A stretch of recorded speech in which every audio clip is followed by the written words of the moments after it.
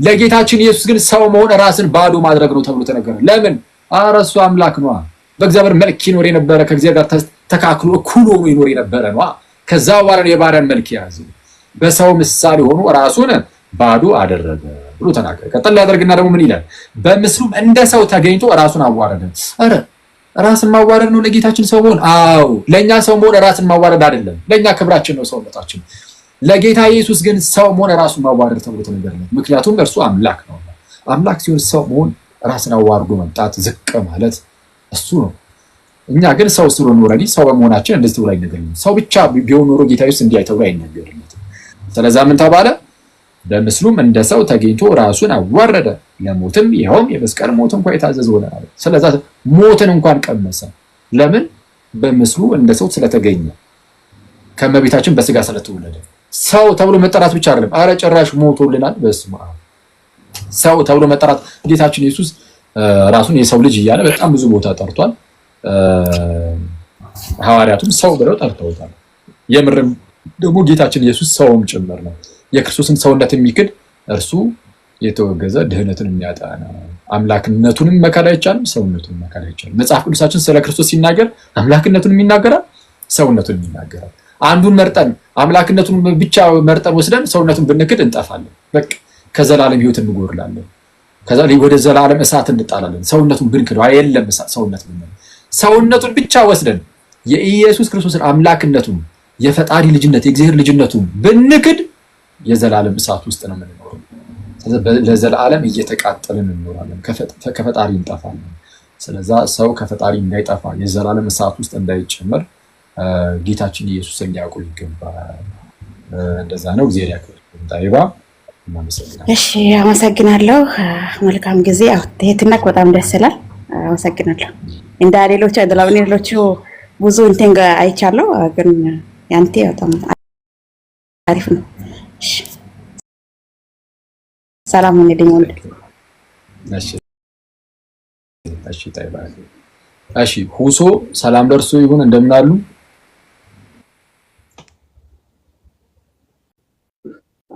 ይመስገን አምላክ። እንኳን ደህና መጣ። እንዴት አለ? እንኳን ደህና ቆያችሁ። አልሐምዱሊላህ። እሺ፣ ጌታችን ኢየሱስ ክርስቶስ እንግዲህ በዚህ በመጽሐፍ ቅዱሳችን ላይ ፈጣሪ ነው እያልን ነው እና በዚህ በመጽሐፍ ቅዱስ ኧረ እንደው ክርስቶስ ፈጣሪ አይደለም የሚል ሰው ካለ እንደው ጠይቁን። እኛም ደግሞ ጌታ በረዳልክ ትንሽ እንመልስ ብለን የገባ ነው። እስቲ በዚህ በመጽሐፍ ቅዱስ ክርስቶስ ኢየሱስ ፈጣሪ አይደለም የምትልበት ጥያቄ ካለ ፕሊስ አቅርብና ትንሽ ደግሞ እስቲ ለመመለስ እንሞክር። እሺ፣ ኦኬ። ሁዞናል እያወራህ ከሆነ ሁዞ ወንድሜ አለሁኝ። መጽሐፍ ቅዱስ ላይ የሆነ ጥቅስ አግኝቼ ነበር፣ ባይብል ላይ ማለት ነው። እሺ፣ ዮሐንስ ወንጌል ምዕራፉን አላውቀውም፣ ግን ቁጥር 17 ላይ እሺ ኢየሱስ ይናገራል። እኔ ገና አላረኩም ወደ እኔ ምን ብሎ ወደ አባቴና ወደ አባታችሁ ወደ አምላኬና ወደ አምላካችሁ የሚል ፓርት አለ። አዎ አለ። እና እዚህ ጋር እስቲ አብራር፣ ምን ለማለት ፈልጎ ነው? ማለት ራሱ አምላክ ሆነ ራሱን ለምን አልነገረንም? ትክክል። እሺ፣ ክፍሉ ያለው ዮሐንስ ወንጌል ላይ ነው። ቁጥሩን ትክክል አልተሳሳትኩም። 17 ምዕራፉ ደግሞ ቁጥር 20 ማን ነው? ምዕራፉ ደግሞ ምዕራፍ 20 ላይ ነው። ዮሐንስ ወንጌል ምዕራፍ 20 ቁጥር 17 ላይ ጌታችን ኢየሱስ ከሙታን ከተነሳ በኋላ ምን ብሎ ተናገረ? ገና ወደ አባቴ አላረኩምና አትንኪኝ፣ ይልቁንም ሂጂና ወደ አባቴ ወደ አባታችሁ ወደ አምላኬ ወደ አምላካችሁ አደርጋለሁ ብሎ ምንድነው ብለሽ ንገሪያቸው ብሎ ይልካታል። እሺ፣ ሰው ለማርያም ይህንን ነገር ሲናገራት ምን እያለ ነው ጌታችን ኢየሱስ? ወደ አምላኬ ወደ አምላካችሁ ይላል። አምላኬ ለምን አለ? ለምን አምላኬ አለ? እሱ ራሱ አምላክ ነው። አዎ አምላክ ከሆነ ታዲያ ለምንድን ነው አምላኬ ያለው? በአጭሩ ወደ አባቴ ወደ አባታችሁ ላይ አይደል የሚጀምረው? ወደ አባቴ ይልና የእርሱ ምንድነው እግዚአብሔር አብ ለኢየሱስ ክርስቶስ አባቱ ሲባል ልክ ለእኛ አባት እንደሚባሉ አይደለም። አብ ለኢየሱስ አባቱ ሲባል የገዛ አባቱ ነው። በመጽሐፍ ቅዱስ ላይ አብ የገዛ አባቱ ተብሎ የተጠራው ለኢየሱስ ብቻ ነው። ለሌላ ለማንም ለየትኛውም አካል የገዛ አባቱ ተብሎ አልተነገረለትም። ለክርስቶስ ግን ተነግሮለታል። ማስረጃ ዮሐንስ ወንጌል ምዕራፍ እዚሁ ማለት ነው ዮሐንስ ወንጌል ምዕራፍ 5 ቁጥር 18 ላይ ከቁጥር 17 ጀምረህ ስትመለከት ጌታ ኢየሱስ ይላል አባቴ እስከዛሬ ይሰራል እኔም ደግሞ እሰራለሁ ይላል። ተመልከት አባባሉን። አባቴ እስከዛሬ ይሰራል እኔም እሰራለሁ። አሁን እንደዚህ ብሎ የተናገረ በጭራሽ መጽሐፍ ቅዱስ ላይ የለም። በመጀመሪያ ደረጃ አባቴ እስከዛሬ ይሰራል እኔም እሰራለሁ። አሁን ከሰንበት ጋር ተያይዞ የተነሳ ጥያቄ ነው በነገራችን ላይ ከመጽሐፉ ጋር በተያዘ ማለት ነው። በሰንበት እንዴት ትሰራለህ የሚል ጥያቄ ሲነሳበት አባቴ እስከዛሬ ይሰራል እኔም ደግሞ እሰራለሁ። ስራዬ መቼ ያባራል? የአባቴ የአብ ስራ እንደማያባራ የኔ አያባራም። ስለዛ ራስን ከአብ ጋር ማስተካከል ነው። ይሄ ግልጽ ነው። ስለዛ ምን አለ ዮሐንስ ቀጠል አድርጎ እንግዲህ ሰንበትን ስለሻረ ብቻ አይደለም። ታዲያስ ሰንበትን ስለሻረ ብቻ አይደለም፣ ይልቁንም እግዚአብሔር ራሱን ከእግዚአብሔር ጋር አስተካክሎ ራሱን ከእግዚአብሔር ጋር እኩል አድርጎ እግዚአብሔር የገዛ አባቴ ነው እግዚአብሔር ምን የገዛ አባቴ ነው ስላለ አይሁድ ሊገሩት ይፈልጉ ነበር አለ። ራሱን ከእግዚአብሔር ጋር እኩል አድርጎ እግዚአብሔር የገዛ አባቴ ነው ስላለ አይሁድ ሊገሩት ይፈልጉ ነበር ይላል። ስለዛ አብ ለወልድ የገዛ አባቱ ነው። ለማንም ይሄ ቃል ተጠቅሞ አያውቅም። መጽሐፍ ቅዱስ አይጠቀሙም ይሄን ቃል፣ ለክርስቶስ ብቻ ነው የሚጠቀሙ። ሰው አንተ ወደ ነሳው ጥያቄ ይደረፍ ወደ አባቴ ወደ አባታችሁ አለ።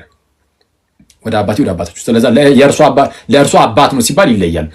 ሰው ክርስቶስ ለአብ እንዲህ ያለ የገዛ ልጅነት ስላለው ለእኛ ይህንን ነገር ሰጠን፣ አባቱን ሰጠን ለእኛ። እሺ ሰው የክርስቶስ ኢየሱስ አባት አሁን ለእኛም አባታችን ነው።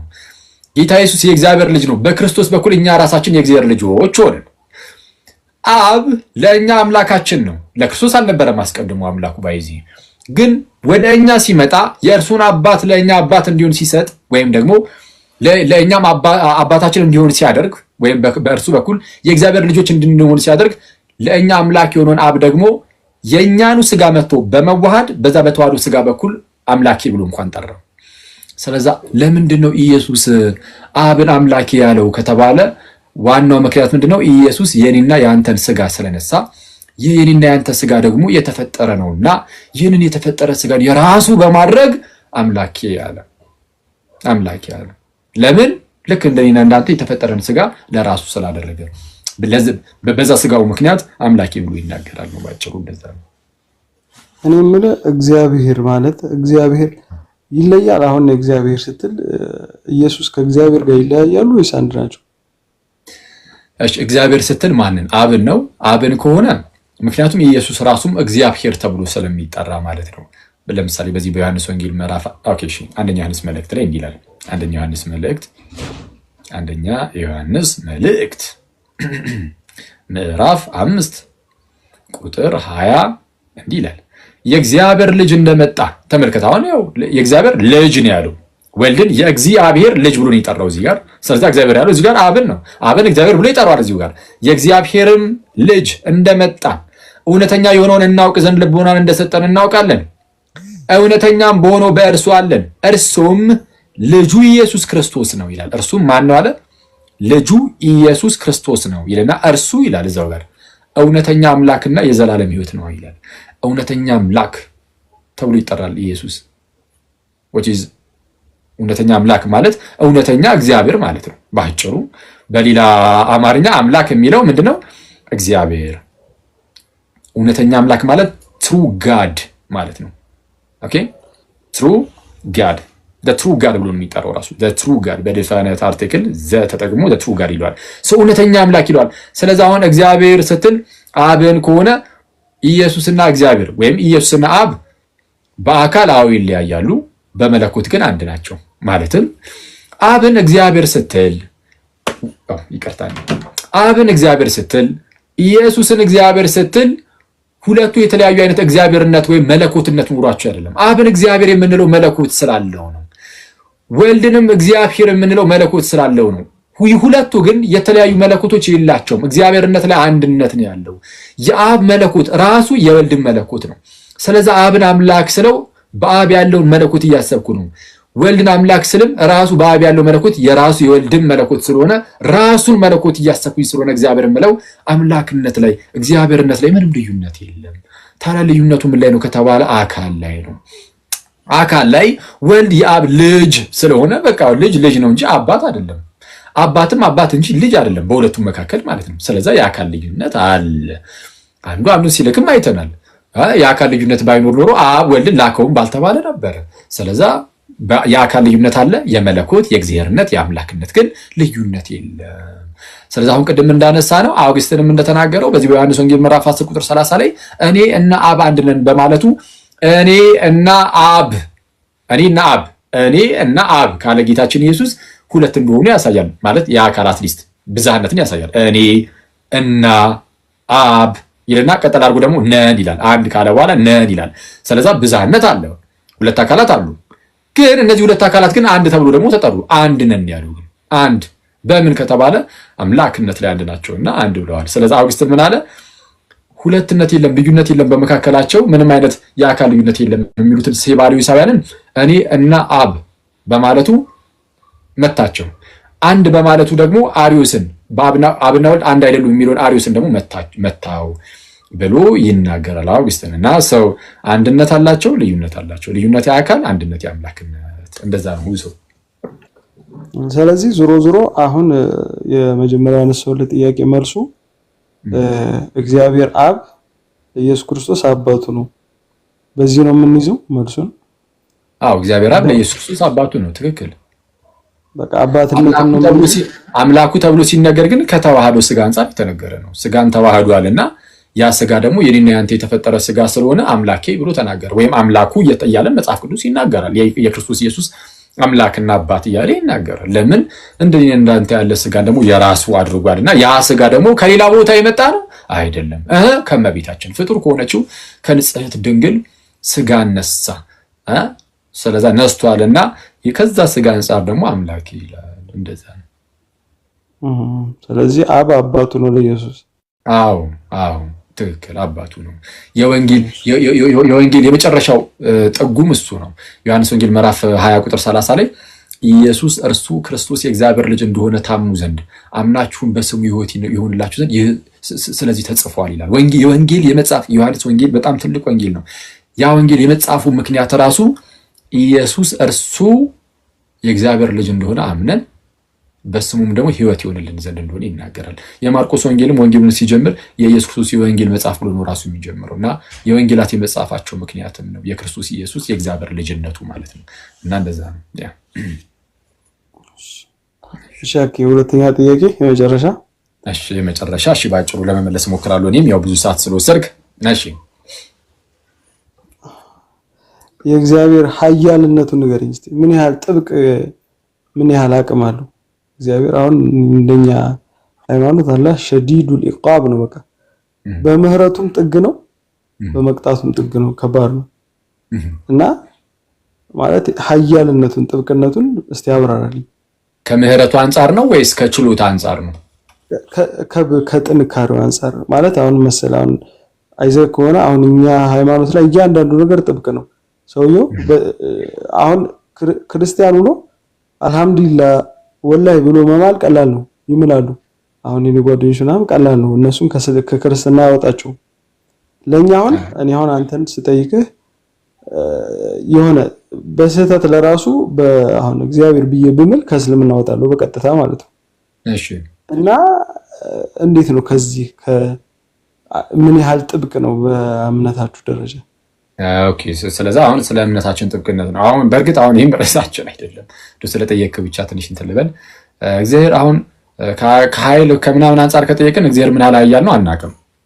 በባህሪው እግዚአብሔርን የሚያውቅ የለም። በባህሪው የምንጠይቅ ከሆነ ከኛ ውጪ ነው። ጭራሽ ማንም ሰው እግዚአብሔር የዚህን ያህል ነው ብሎ በቃ በባህሪው እንደዚህ ነው ብሎ መናገር አይችልም። ስለዚህ የምንናገረው ካየነው አንፃር እግዚአብሔር ካሳየን ትንሽ የጭምጭምታ አንፃር ነው። በቃ ሰማይን ምድርን የፈጠረ ይሄን ሁሉ የሚያስኖር የሚያስቀጥል ኧረ እርሱ ኃያል አምላክ ነው እንሌለ የምንለው ከምን የተነሳ ነው? እግዚአብሔር ለኛ ከገለጠልን አንፃር ነው። እግዚአብሔር ለኛ የገለጠውን ይዘን እንደዛ እንላለን። በባህሪው ግን ከዛም በላይ ነው። እግዚአብሔር ፍቅር ነው። ወይም ለምሳሌ እግዚአብሔር መሐሪ ነው፣ እግዚአብሔር ቸር ነው፣ እግዚአብሔር የዋህ ነው፣ እግዚአብሔር ደግ ነው እንላለን አይደለ? ግን ከዛም በላይ እኮ ነው በባህሪው። ሁሉን ቻይ ነው እንሌለ ከሁሉን ቻይነትም በላይ ነው የእግዚአብሔር። ከኛ ከአንደበታችን ከቃላችን ሁሉ ማለት የራቀ ነው። የሆነ እግዚአብሔርን በቃላችን ልንመዘን የምንችል አይደለንም እና ከዛም በላይ ነው በባህሪው። ማንም ሰው እግዚአብሔርን ኮምፕሬንድ ሊያደርግ አይችልም፣ የእግዚአብሔርን ምንነቱን ማለት ነው። እሺ፣ የእምነታችን ጉዳይ ላይ ምን ያህል ጥብቅ ነው? እምነታችን ጥብቅ ነው። ሰዎች ያለ አግባብ የሆነ ነገርን ቢያደርጉ እንግዲህ የእነሱ ችግር ይሆንና በእግዚአብሔር ዘንድ ኦፍኮርስ ይቀጣሉ። በጌታችን ፊት በሚቆሙበት ሰዓት እነርሱ የሚሸማቀቁ ይሆናሉ። ምን ያህል ጥብቅ ነው የሚለውን እንግዲህ ለማወቅ ለመረዳት ለምሳሌ መሐመድ ነብይ ነው ቢል አንድ ሰው ይሄ አደገኛ ምንፍቅና ነው የሚሆንበት። አሁን በእኛ ማለት ነው በክርስቶስ ፊት ያ ሰው ይዋረዳል። አይደለም እንደዛ ቢልና እንደዛ ማለቱ ይቅርና ስለ በክርስቶስ ኢየሱስ ቢያፍር በጌታችን በክርስቶስ ኢየሱስ ቢያፍር እንዲህ ይላል ጌታችን ኢየሱስ በሰዎች ፊት በጌታ ኢየሱስ የምታፍሩ ሰዎች ካላችሁ የምናፍር ሰዎች ካለን ጌታ ኢየሱስ እንደዚህ ይላል። ማርቆስ ወንጌል ምዕራፍ 8 ላይ ዛሬ ምዕራፍ 8 ነበረ ያነበብነው እዛ ቴሌግራም ላይ እናነባለን። ባይብል መጽሐፍ ቅዱስ እናነባለንና እሺ ማርቆስ ወንጌል ምዕራፍ 8 እንዲህ ይላል ቁጥር 38 ላይ በዚህም በዘማዊና በኃጢአተኛ ትውልድ መካከል አለ። ጋይስ በዘማዊና በኃጢአተኛ ትውልድ መካከል ትውልዱ ዘማዊ ሊሆን ይችላል፣ ኃጢአተኛ ሊሆን ይችላል። ዓለሙም ሁሉ በክፉ እንደተያዘ እናውቃለን ይላል ጳውሎስም። ሰው በክፉ በተያዘ ዓለም ውስጥ ሆነን ስንኖር በዙሪያችን ካለው ሁኔታ አንጻር ምናምን ነገር በእግዚአብሔር ቃልና በክርስቶስ የምናፍር ከሆነ ያው እንዲህ ይላል ጌታ ኢየሱስ በእኔና በቃሌ የሚያፍር ሁሉ የሰው ልጅ ደግሞ በአባቱ ክብር ከቅዱሳን መላእክት ጋር በመጣ ጊዜ በእርሱ ያፍርበታል ይላል። አረ በጌታ በኢየሱስ ጌታ ኢየሱስ ዳግም ይመጣል። በእግዚአብሔር ክብር በአባቱ ክብር ክርስቶስ ኢየሱስ ይመጣል። ሲመጣ የሚያፍርበት ምን አይነት ሰው ነው ከተባለ በእርሱ በክርስቶስና በቃሉ የሚያፍር በዚህ በዘማዊና በኃጢአተኛው ዓለም በቅድስና እየኖረ ክርስቶስን የማይሰብክ ክርስቶስን ለሰው ማለት ስለ ክርስቶስና ስለ ቃሉ የሚያፍር የሚሸማቀቅ ካለ ጌታ ኢየሱስ ሲመጣ ያፍርበታል። ስለዛ በዚህ ደረጃ ጥብቅ ነው። ዝም ብሎ ይሄ እንደዚህ ውጣ ግባ የሚባል ነገር አይደለም። ክርስቶስ እንዲህ ብሎ ቢናገርም ግን አንድ ነገር ግን አለ። እግዚአብሔር ፈራጅ ነው። መዝሙረኛው ዳዊትም ይናገራል። እግዚአብሔር የሆነ ዳኛ ነው ይላል። የሆነ ዳኛ ነው፣ ግን ምህረቱም ግን በዛው ደረጃ ነው። በጣም የሚያስገርም። አሁን ተመልከት፣ አዳም ኃጢአትን ሰራ። እንዳትሰራ ከሰራህ ግን ትሞታለህ አለው። በቃ ከዚህ ዛፍ አትብላ፣ ከበላህ ሞትን ትሞታለህ አለው። በቃ ፍርድን ስለመጣ ምንድነው ፍርድን ስላስተላለፈ አስቀድሞ እግዚአብሔር አዳም ከዛ ዛፍ በበላ ሰዓት ሞተ። እግዚአብሔር በቃ በፍርዱ አይደራደርም። በቃ እግዚአብሔር ከአንደበቱ የወጣ ነገር ይከናወናል። በቃ ሞተ አዳም። ሞቱ ወደርሱ ዘልቆ ገባ። ግን ደግሞ ሞቶ ሲቀር ማየት ግን አይችልም እግዚአብሔር። ሞት ይመጣል፣ ምክንያቱም ወረዲ ፍርዱ ነው። ግን ደግሞ የሰውን ሞተን መቅረታችንን ግን እግዚአብሔር ይሄን አያስችለውም ጋይስ፣ አያስችለውም። ስለዚህ ምን ያደርጋል? ልጁ ኢየሱስን ለገዛ ልጁ ያራራለት፣ ነገር ግን ስለ ሁላችን አሳልፎ ይሰጠው ይላል። ስለዛ ስለ ሁላችን ደግሞ ልጁ ኢየሱስን ይልክና ደግሞ ይፈውሰናል። ስለዛ ምህረቱ እጅግ ጥግ ድረስ ነው።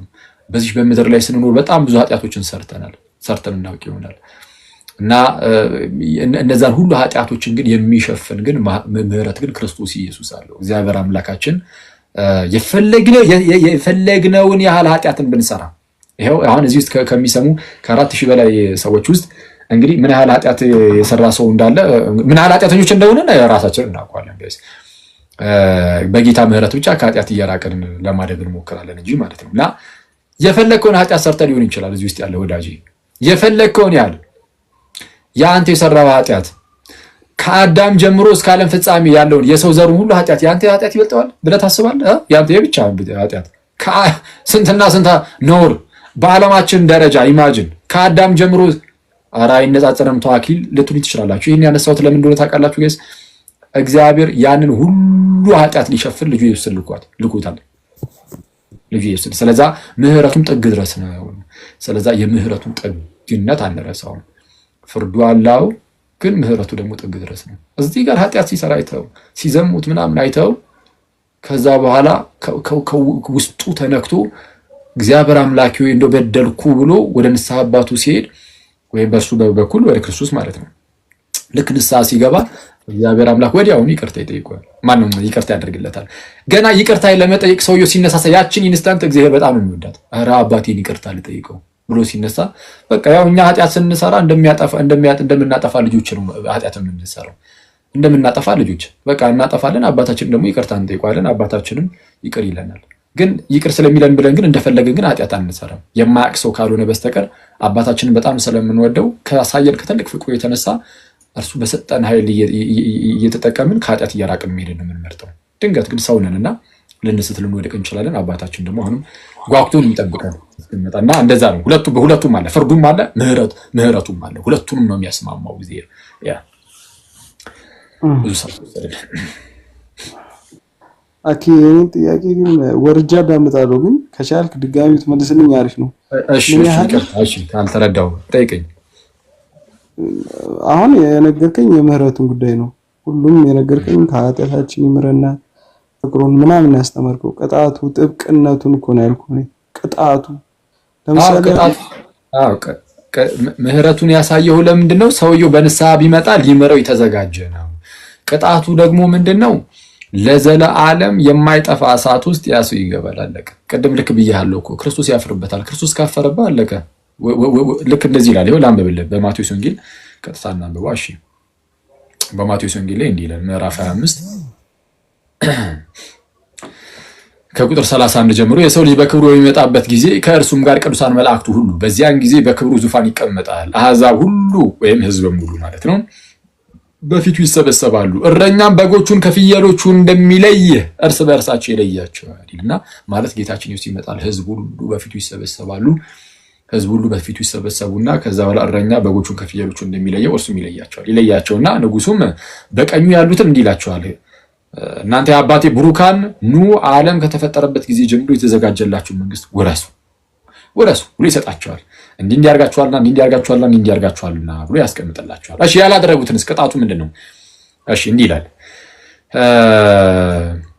በዚያን ጊዜ በግራ ያሉት ደግሞ ይላል ቁጥር 41 ላይ እንዲህ ይላቸዋል፣ እናንተ ርጉማን ለሰይጣንና ለመላእክቱ ወደ ተዘጋጀው ወደ ዘላለም እሳት ከእኔ ሂዱ። ለማን ወደ ተዘጋጀው ነው የሚለው? ራሱ ለሰይጣንና ለመላእክቱ ወደ ተዘጋጀው ወደ ዘላለም እሳት ከእኔ ሂዱ።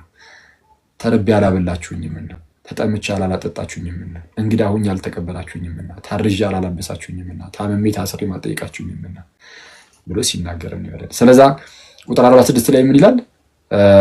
እነዚያም ወደ ዘላለም ቅጣት፣ ጻድቃን ግን ወደ ዘላለም ሕይወት ይሄዳሉ ይላል። ስለዛ ቅጣቱ ዘላለማዊ ነው። እዚህ ከኤርሲያን መገደል ብቻ ሳይሆን እዚህ በምድር ላይ እስካለን እግዚአብሔር አምላክ ሁሌም ቢሆን በምህረት ስለሚጠብቀን ሁሌም ቢሆን እድል አለን። እስከ በህይወታችን እስክታልፍ ድረስ ሁሌም እድሉ አለን የመመለስ። ግን እድላችንን ሳንጠቀምበት በኃጢአት ውስጥ ጸንተን ብንኖር፣ እምነታችንን ብንክድ፣ ጌታ ኢየሱስን ብንክደው፣ እግዚአብሔርን ብንክድ ቅጣታችን ዘላለማዊ የሆነ የማያበራ እሳት ነው። ስለዛ ከዚህ እሳት የምናመልጥበት ከዚህ ዘላለማዊ ቅጣት የምናመልጠው በጌታችን በክርስቶስ ኢየሱስ በኩል ነው። እርሱም በማመን ጸጋውን በመቀበል እንደ አቅም እንደተሰጠን የጸጋ መጠንም 30 60 100 እያፈራን እንድንኖር ነው እግዚአብሔር ከኛ የሚጠብቀውና እንደዛ ማድረግ ነው። በቃ አለቀ። ስለዛ ቅጣቱ በዚህ ደረጃ ነው። ዘላለማዊ የሆነ እሳት ውስጥ ይጥላል እግዚአብሔር። ሸክ ያው ብዙ ጥያቄ ነበረኝ፣ ግን ሰዓት እንዳልሻማ በቃ ሌላ ጊዜ እጠይቃለሁ። እሺ እግዚአብሔር ያክብርልን። እናመሰግናለን። በርታ። ጥያቄዎቻችሁን ከአሁን በኋላ የምትመጡ ሰዎች በተቻላችሁ አቅም የክርስቶስ ኢየሱስ ፈጣሪነት ላይ አምላክነት ላይ አድርጉ።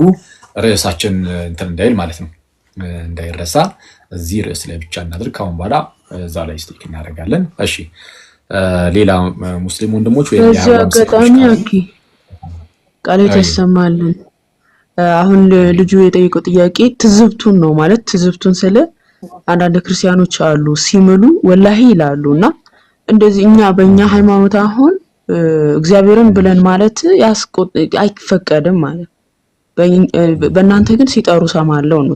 በጣም ታዝቧቸዋል ክርስቲያን እህት ወንድሞች። እንግዲህ ወገኖቻችን እንደዚህ ነው የሚታዘቧችሁ። በቃ የሆነ በክርስቶስ የምታፍሩ አይነት ስለሆናችሁ ስትምሉ ወላሂ ትላላችሁና እንዴት በአምላካቸው መማልተው እንዴት በማያምኑበት ይምላሉ ብለው ነው ታዝቧችሁ እንደዚህ አይነት ጥያቄ የሚጠይቁትና አንዳንዴ ራሳችሁን ፈትሹ። አንዳንድ ክርስቲያኖች አሁን ክርስቶስ የምታፈሩበት ጌታ አይደለም። በነገራችን ላይ እዚህ ላይ በዚህ በመጽሐፈ ኢያሱ ወለነዌ ላይ ኢያሱ አንድ የተናገረው ነገር እኮ አለ። ቆይ አንዴ መጽሐፈ ኢያሱ ቀጥታ ቃል በቃል ነው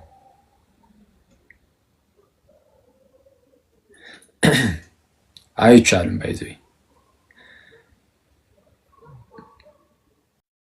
እሺ እንዲህ ይላል በእናንተ መካከል ምዕራፍ 23 ቁጥር 7 ላይ በእናንተ መካከል ወደ ቀሩት ወደ እነዚህ አሕዛብ አትግቡ፣ የአማልክቶቻቸውንም ስም አትጥሩ የአማልክቶቻቸውንም ስም አትጥሩ ይልና አትማሉባቸውም፣ አታምልኳቸውም፣ አትስገዱላቸውም የሚለው የአማልክቶቻቸውን ስም አትጥሩ፣ አታምልኳቸውም ማነው አትማሉባቸው ይላል።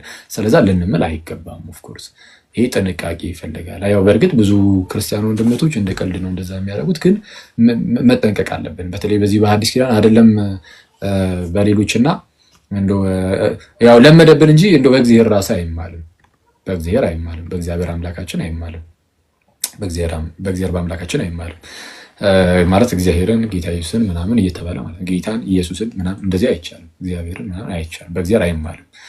ጭራሽ የሌሎች ደግሞ ሰዎች አምላኮች ጋር እኛን መገናኘት የለብንም በፍጹም። ስማቸውን አትጥሩ አትማሉባቸውም ነው ያለው እና እሱ መታወቅ አለበት። እሺ ሚፍታ ሰላም ላንተ ይሁን ወዳጄ፣ እንደምን አለ? እንኳን ደህና መጣ።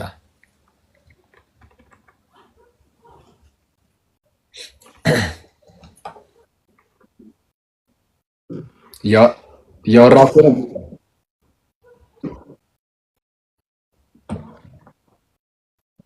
ምን አልከኝ?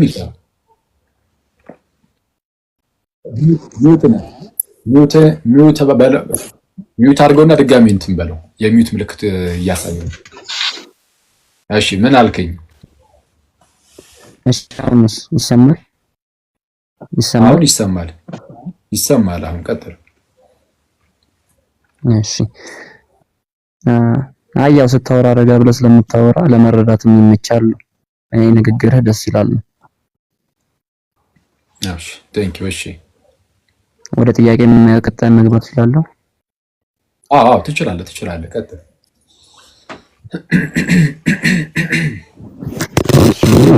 ይኸውልህ እኔ አሁን ጥያቄ ምን አለ መሰለህ፣ አሁን ለምሳሌ የሆነ የኢየሱስ አምላክነት ላይ ነው ጥያቄያችሁን ብቻ አድርጉት ስላልክ ነው እኔም ልጠይቅ የገባሁት ማለት ነው። እዚህ ጋር አብዛኛውን ጊዜ መጽሐፍ ቅዱስ ላይ ስናነብም ሆነ አንዳንድ ጥቅሶችን ስናይ ይሄ እግዚአብሔር ማለት የእግዚአብሔር የሚለው ቃሉ የመለኮትነት እና የፈጣሪነቱን ማመልከቻ ነው እግዚአብሔር የሚለው ቃል ማለት ነው። እና እዛ ጋር አብዛኛውን ጊዜ ይሄ መለኮታዊ አምላክነቱን ለማሳያ የሚጠቀመው ለአብ ነው ስናይ ማለት ነው። መጽሐፍ ቅዱስ ላይ እግዚአብሔር አብ ነው ብሎ እንጂ ብዙ ቦታ የሚጠቅሰው እግዚአብሔር ወልድ፣ እግዚአብሔር መንፈስ ቅዱስ ተብሎ አይጠቀስም። አንዳንድ ትምህርቶች ላይ ይሄ ስለ ትሪኒቲ እንኳን ብናይ እግዚአብሔር አብ ይሄ በስመ አብ ወወልድ ወመንፈስ ቅዱስ የምትሉትን ነገር ራሱ ከመጽሐፍ ቅዱስ ውጪ ባሉ በቤተክርስቲያን አባቶች ወይም ደግሞ በቤተክርስቲያን የተጻፈ ጽሑፎች ላይ እንጂ መጽሐፍ ቅዱስ ላይ አናገኛቸውም እነዚህን ቃሎች ማለት ነው። እና እግዚአብሔር ወልድ ብሎ በግልጽ ተናግሮ ቢሆን ኖሮ መጽሐፍ ቅዱስ እና ስለ ኢየሱስ አምላክነት እንደዚህ ይሆናል አይደል? ይሄ ሚስጥር ባይሆን ኖሮ ይሄ እኛም ለመረዳት አይከብደንም ነበር። ገብቷል አይደል እያልኩ ያለሁት። እና ይሄንን ከምን አንፃር ነው ይሄኛው? ይሄ መጀመሪያ ጥያቄ ነው። ከምን አንፃር ነው እንደዚህ ያልተባለበት እግዚአብሔር ወልድ ያልተባለበት መጽሐፍ ቅዱስ ላይ ከምን አንፃር ነው? ወይም እንደዛ የሚል ቃል ካለ እንድታሳየኝ እፈልጋለሁ። እሺ እንግዲህ እግዚአብሔር ወልድ አልተባለም ወይም ወልድ እግዚአብሔር አልተባለም። ብዙ ቦታ ላይ መጽሐፍ ቅዱስ እግዚአብሔር እየተባለ የሚጠራው አብ ነው። ወልድ እግዚአብሔር ተብሎ አልተጠራም የሚልና ወይም እግዚአብሔር ወልድ ማለት ነው ተብሎ አልተጠራምና ነው በስመ አብ ወወልድ ወመንፈስ ቅዱስ የምንለው ራሱ ከመጽሐፍ ቅዱስ የተገኘ ሳይሆን ከሌሎች መጽሐፍት የተገኘ ነው የሚል ነው የተነሳው። በስመ አብ ወወልድ ወመንፈስ ቅዱስ የሚለው የተገኘው ቀጥታ ከመጽሐፍ ቅዱስ ነው። በዚህ በማቴዎስ ወንጌል ምዕራፍ 28 ቁጥር 19 ላይ አጥምቁ ብሎ ጌታችን ሲናገር የሰጠው ይህንን ነበረ። ይሄ ባፕቲዝማል ፎርሙላ ነው። በአብ በወልድ እና በመንፈስ ቅዱስ ስም ይላል። በግዕዝ ሲሆን በስመ አብ ወወልድ ወመንፈስ ቅዱስ ይሆናል ማለት ነው። በስመ አብ ወወልድ ወመንፈስ ቅዱስ። እሺ ስለዛ አሁን በአብ በወልድ እና በመንፈስ ቅዱስ ስም የሚለው ከመጽሐፍ ቅዱስ ነው ቀጥታ ሊትራሊ። እሱ እንዳለ ሆኖ ደግሞ ወልድ እግዚአብሔር ተብሎ ተጠርቷል። አዎ ተጠርቷል። በጣም በርካታ ቦታ ላይ እግዚአብሔር ወይም አምላክ ተብሎ ተጠርቷል። ማስረጃ ለምሳሌ በዚህ በዮሐንስ ወንጌል ምዕራፍ 1 ቁጥር 1 ላይ በመጀመሪያ ቃል ነበረ፣ ቃልም በእግዚአብሔር ዘንድ ነበረ ይልና ቃልም እግዚአብሔር ነበረ ይላል። ቃል በቃል እንደዚህ ይላል። ባይዚ አሁን ቃል ማን ነው ከተባለ ችግር የለም። ቁጥር 14 ላይ ቃልም ሥጋ ሆነ በእኛም አደረ ስለሚል ወደ ላይ ከፍ ብለህ ስትመለከት ደግሞ ወደ ገዛ ወገኖቹ መጣ እያለም ስለሚናገር ወደ ገዛ ወገኖቹ የመጣው ክርስቶስ እንጂ ሌላ እንዳልሆነ ግልጽ ነው። ሥጋ የሆነው እርሱ እንደሆነ ዘቁልቁ ቁጥር 18 ላይ በአባቱ እቅፍ ያለ አንድ ልጅ እርሱ ተረከ ይላል። ልጁ የተባለው ልጅ ወልድ ነው። ቃልም ሥጋ ሆነ በእኛም አደረ ጸጋና እውነትን የተመላ ነው ይልና አንድ ልጅም ከአባቱ ዘንድ እንዳለ ያለውን ክብሩን አየንም ይላል። ስለዛ ስለ ልጁ ነው እያወራ ያለው። ስለዛ ቃል በመጀመሪያ እንደነበረ ሰው ከመሆኑ በፊት ቃል ነው። በቃ አለቀ። ያ ቃል ደግሞ ከእግዚአብሔር ጋር እንደነበረ ተናገረ። ቃልም በእግዚአብሔር ዘንድ ነበር ይላል። ቃልም እግዚአብሔር ነበረ። ቃል በቃል እንዲህ ይላል። ለመረዳት ፍላጎት ይኑረን እንጂ ሚፍታ ወንድሜ ቃል በቃል ቃልም እግዚአብሔር ነበር ይላል። አምላክ ነበረ። ቃልም እግዚአብሔር ነበር ካይቴው ሴን ሆሎጎስ ይላል። ቃልም እግዚአብሔር ነበር፣ አምላክ ነበር። ግን አምላክማ መባሉ ምናልባት ያው እነ ሙሴም አምላክ ተብለዋል፣ ሌሎችም የእግዚአብሔር ቃል ይመጣላቸውም አምላክ ተብለዋል የሚል ነገር ይነሳል። አንዳንድ ጊዜ ክርስቶስ አምላክ ሲባል እግዚአብሔር ሲባል ልክ እንደነሱ እንዳልሆነ እንድታውቀው ደግሞ ፈጣሪ ከመሆኑ አንጻር እንደሆነ እንደዚህ የተባለው እንድታውቀው እዛው ጋር ቀጠላል። ቁጥር 3 ላይ ምን ይላል? ሁሉ በእርሱ ሆነ ይላል። ሚኒንግ ሁሉ በእርሱ ተፈጠረ። ሁሉ በእርሱ ተፈጠረ ወይም ሆነ። ከሆነውም ወይም ከተፈጠረውም ማለት ነው አንዳች እንኳን ያለ እርሱ የሆነ ምንም የለም። የሆነው ሁሉ የሚሆነው በእርሱ ነው። ከሆነውም አንዳች እንኳን ያለ እርሱ የሆነ ምንም የለም።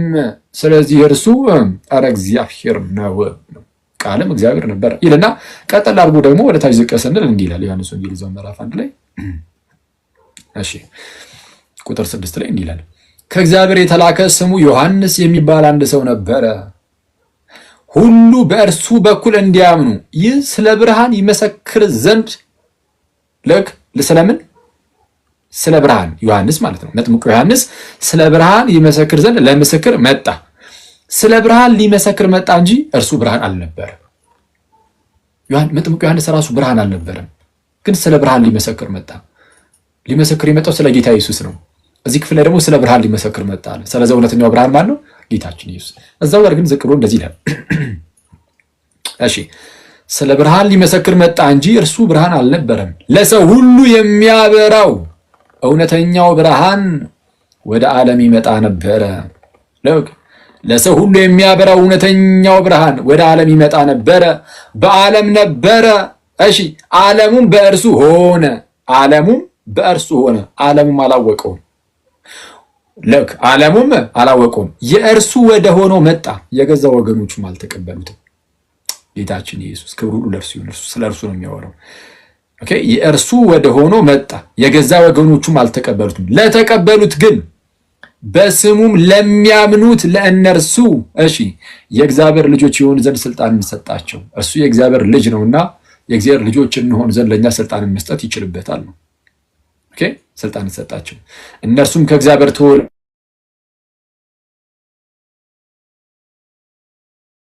በእኛም አደረ፣ ጸጋና እውነትን የተመላ ነው።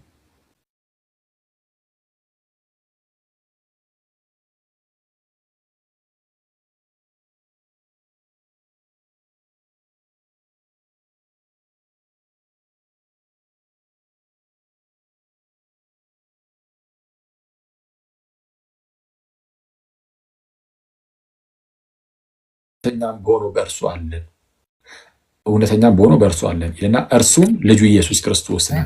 እርሱም ልጁ ኢየሱስ እያወራህ ከነበር አልሰማህም። ኔትወርክ ይዞ ነበር። ኦኬ እየተሰማ አይደለም እንዴ? ለሌሎቻችሁም እስቲ ማማ ይሰማል ነበር። እርሱም እውነተኛ የሆነው ልጁ ነው የሚለው ጋር ኦኬ እዚሁ አንደኛ ዮሐንስ መልእክት ምዕራፍ 5 ላይ ማለት ነው። እውነተኛ በሆነው በእርሱ አለን ይልና እርሱም ልጁ ኢየሱስ ክርስቶስ ነው። እርሱም ማን ነው? ልጁ ኢየሱስ ክርስቶስ ነው ይልና እርሱ እውነተኛ አምላክና የዘላለም ሕይወት ነው ይላል። እውነተኛ አምላክ ነው። this is the true God። እውነተኛ አምላክ ነው።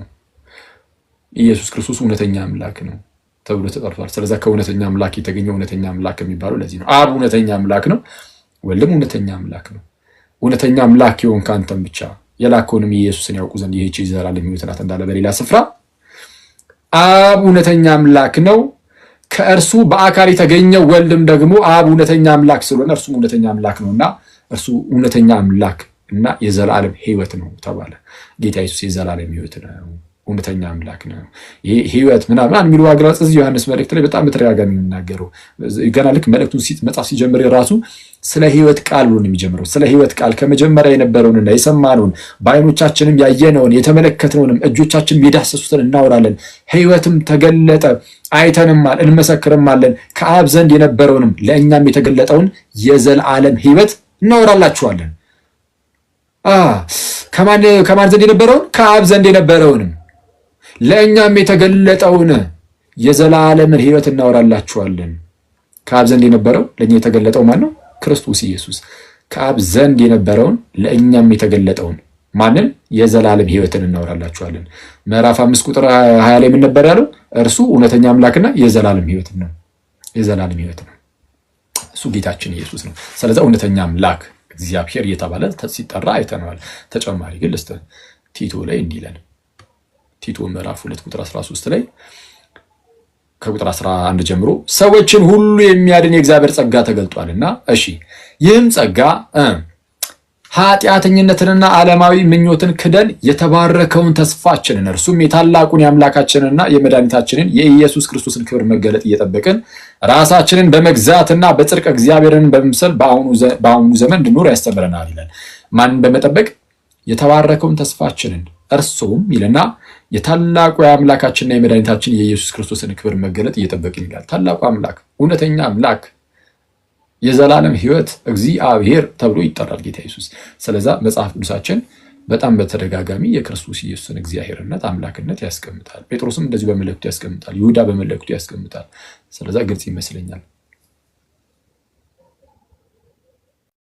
እሺ አመሰግናለሁ። ግን ያው ስለ የጠየቅኩ ጥያቄ በዚህ መልክ አልነበረም። ግን የሆነ ስለ እንደ ገለልተኛ አካል ሆኜ ነው እየጠየቅኩ ያለሁት። ስለ የጠየቅኩን ጥያቄ ስለ የሆነ እግዚአብሔር ወልድ ተብሎ ይሄ የእሱን እግዚአብሔርነት ወይም ደግሞ የእሱን እግዚአብሔርነት ላይክ እግዚአብሔር አብ ተብሎ እንደተጠራው እግዚአብሔር ወልድ ወይም እግዚአብሔር መንፈስ ቅዱስ ተብሎ የተጠራበትን መንገድ መጽሐፍ ቅዱስ ቢገልጽልን ነበር አባባሌ። ግን አንተ አሁን እዚህ ላይ ያስረዳኸኝ አምላክነቱን የሚገልጽበትን ነገር ነው። ይሄ ከዮሐንስ ወንጌል ምዕራፍ 1 ጀምሮ ያለውን ይሄ በመጀመሪያ ቃል ነበር፣ ቃልም በእግዚአብሔር ዘንድ ነበር፣ ቃልም እግዚአብሔር ነበር የሚለውን እሱን አብራርተህልኝ ወደ አምላክነቱ ነው የሄድከው እንጂ ስለ እኔ አሁን ይሄ ላይክ እንደ ሚስጥር የሆነብን ነገር እኮ እሱ ነው። ገብቶሃል አይደል? እናንተ የምትረዱበት መንገድ አለ፣ ትሪኒቲን የምታምኑበት መንገድ፣ እኛም ደግሞ የምናምንበት መንገድ አለ። እኔ ግን የምንስጠይቅህ ከእስልምና ውጭ ነው። ይሄ እንደ እስላማዊ ሆኜ ሳይሆን ያ መጽሐፉን ለመርዳት ካለኝ ፍላጎት አንፃር ነው ያንን እየጠየቅኩ ያለሁት ማለት ነው። እና እዛ ጋር አሁን በመጀመሪያም ቃል ነበረ፣ ቃልም እግዚአብሔር ዘንድ ነበረ፣ ቃልም እግዚአብሔር ነበረ ሲል ያንን ቃል አሁን ይላል እኮ ወረታች ወረድ ስንል ቃልም ስጋ ሆነ ይላል። ገብቶሃል አይደለ? አሁን ያንን እኔ አሁን የተረዳሁበት መንገድ ያው ፈጣሪ በቃሉ ያንን በዛ ቃል መሰረት እሱ ጋር ባለው መለኮታዊ ቃል መሰረት አንዴ እሷን ሁለተኛ ጥያቄ ታደርጋለህ እና እሱ ላይ እንሄድበታለን። ቃል ስጋ ሆነ የሚለው ላይ ማለት ነው። መጀመሪያ እዛኛው ላይ እንጨርስ።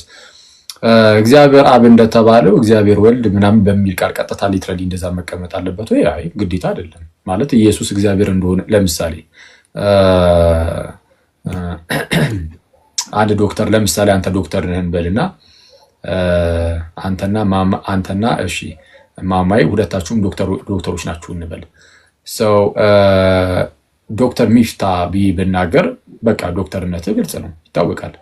ማማይን ግን ዶክተር ማማይ አላልኳትም። ማማይ ዶክተር ነች አልኩኝ። ለምሳሌ ማማይ ዶክተር ነች ብል አንተን ግን ዶክተር ሚፍታ ብዬ ስለጠራው አይ ማማይ ዶክተር ናት ብትልም ዶክተር ማማይ ስላላልክ በቃ እሷማ ዶክተር አይደለችም ብለህ ትከራከራለህ? አትከራከርም።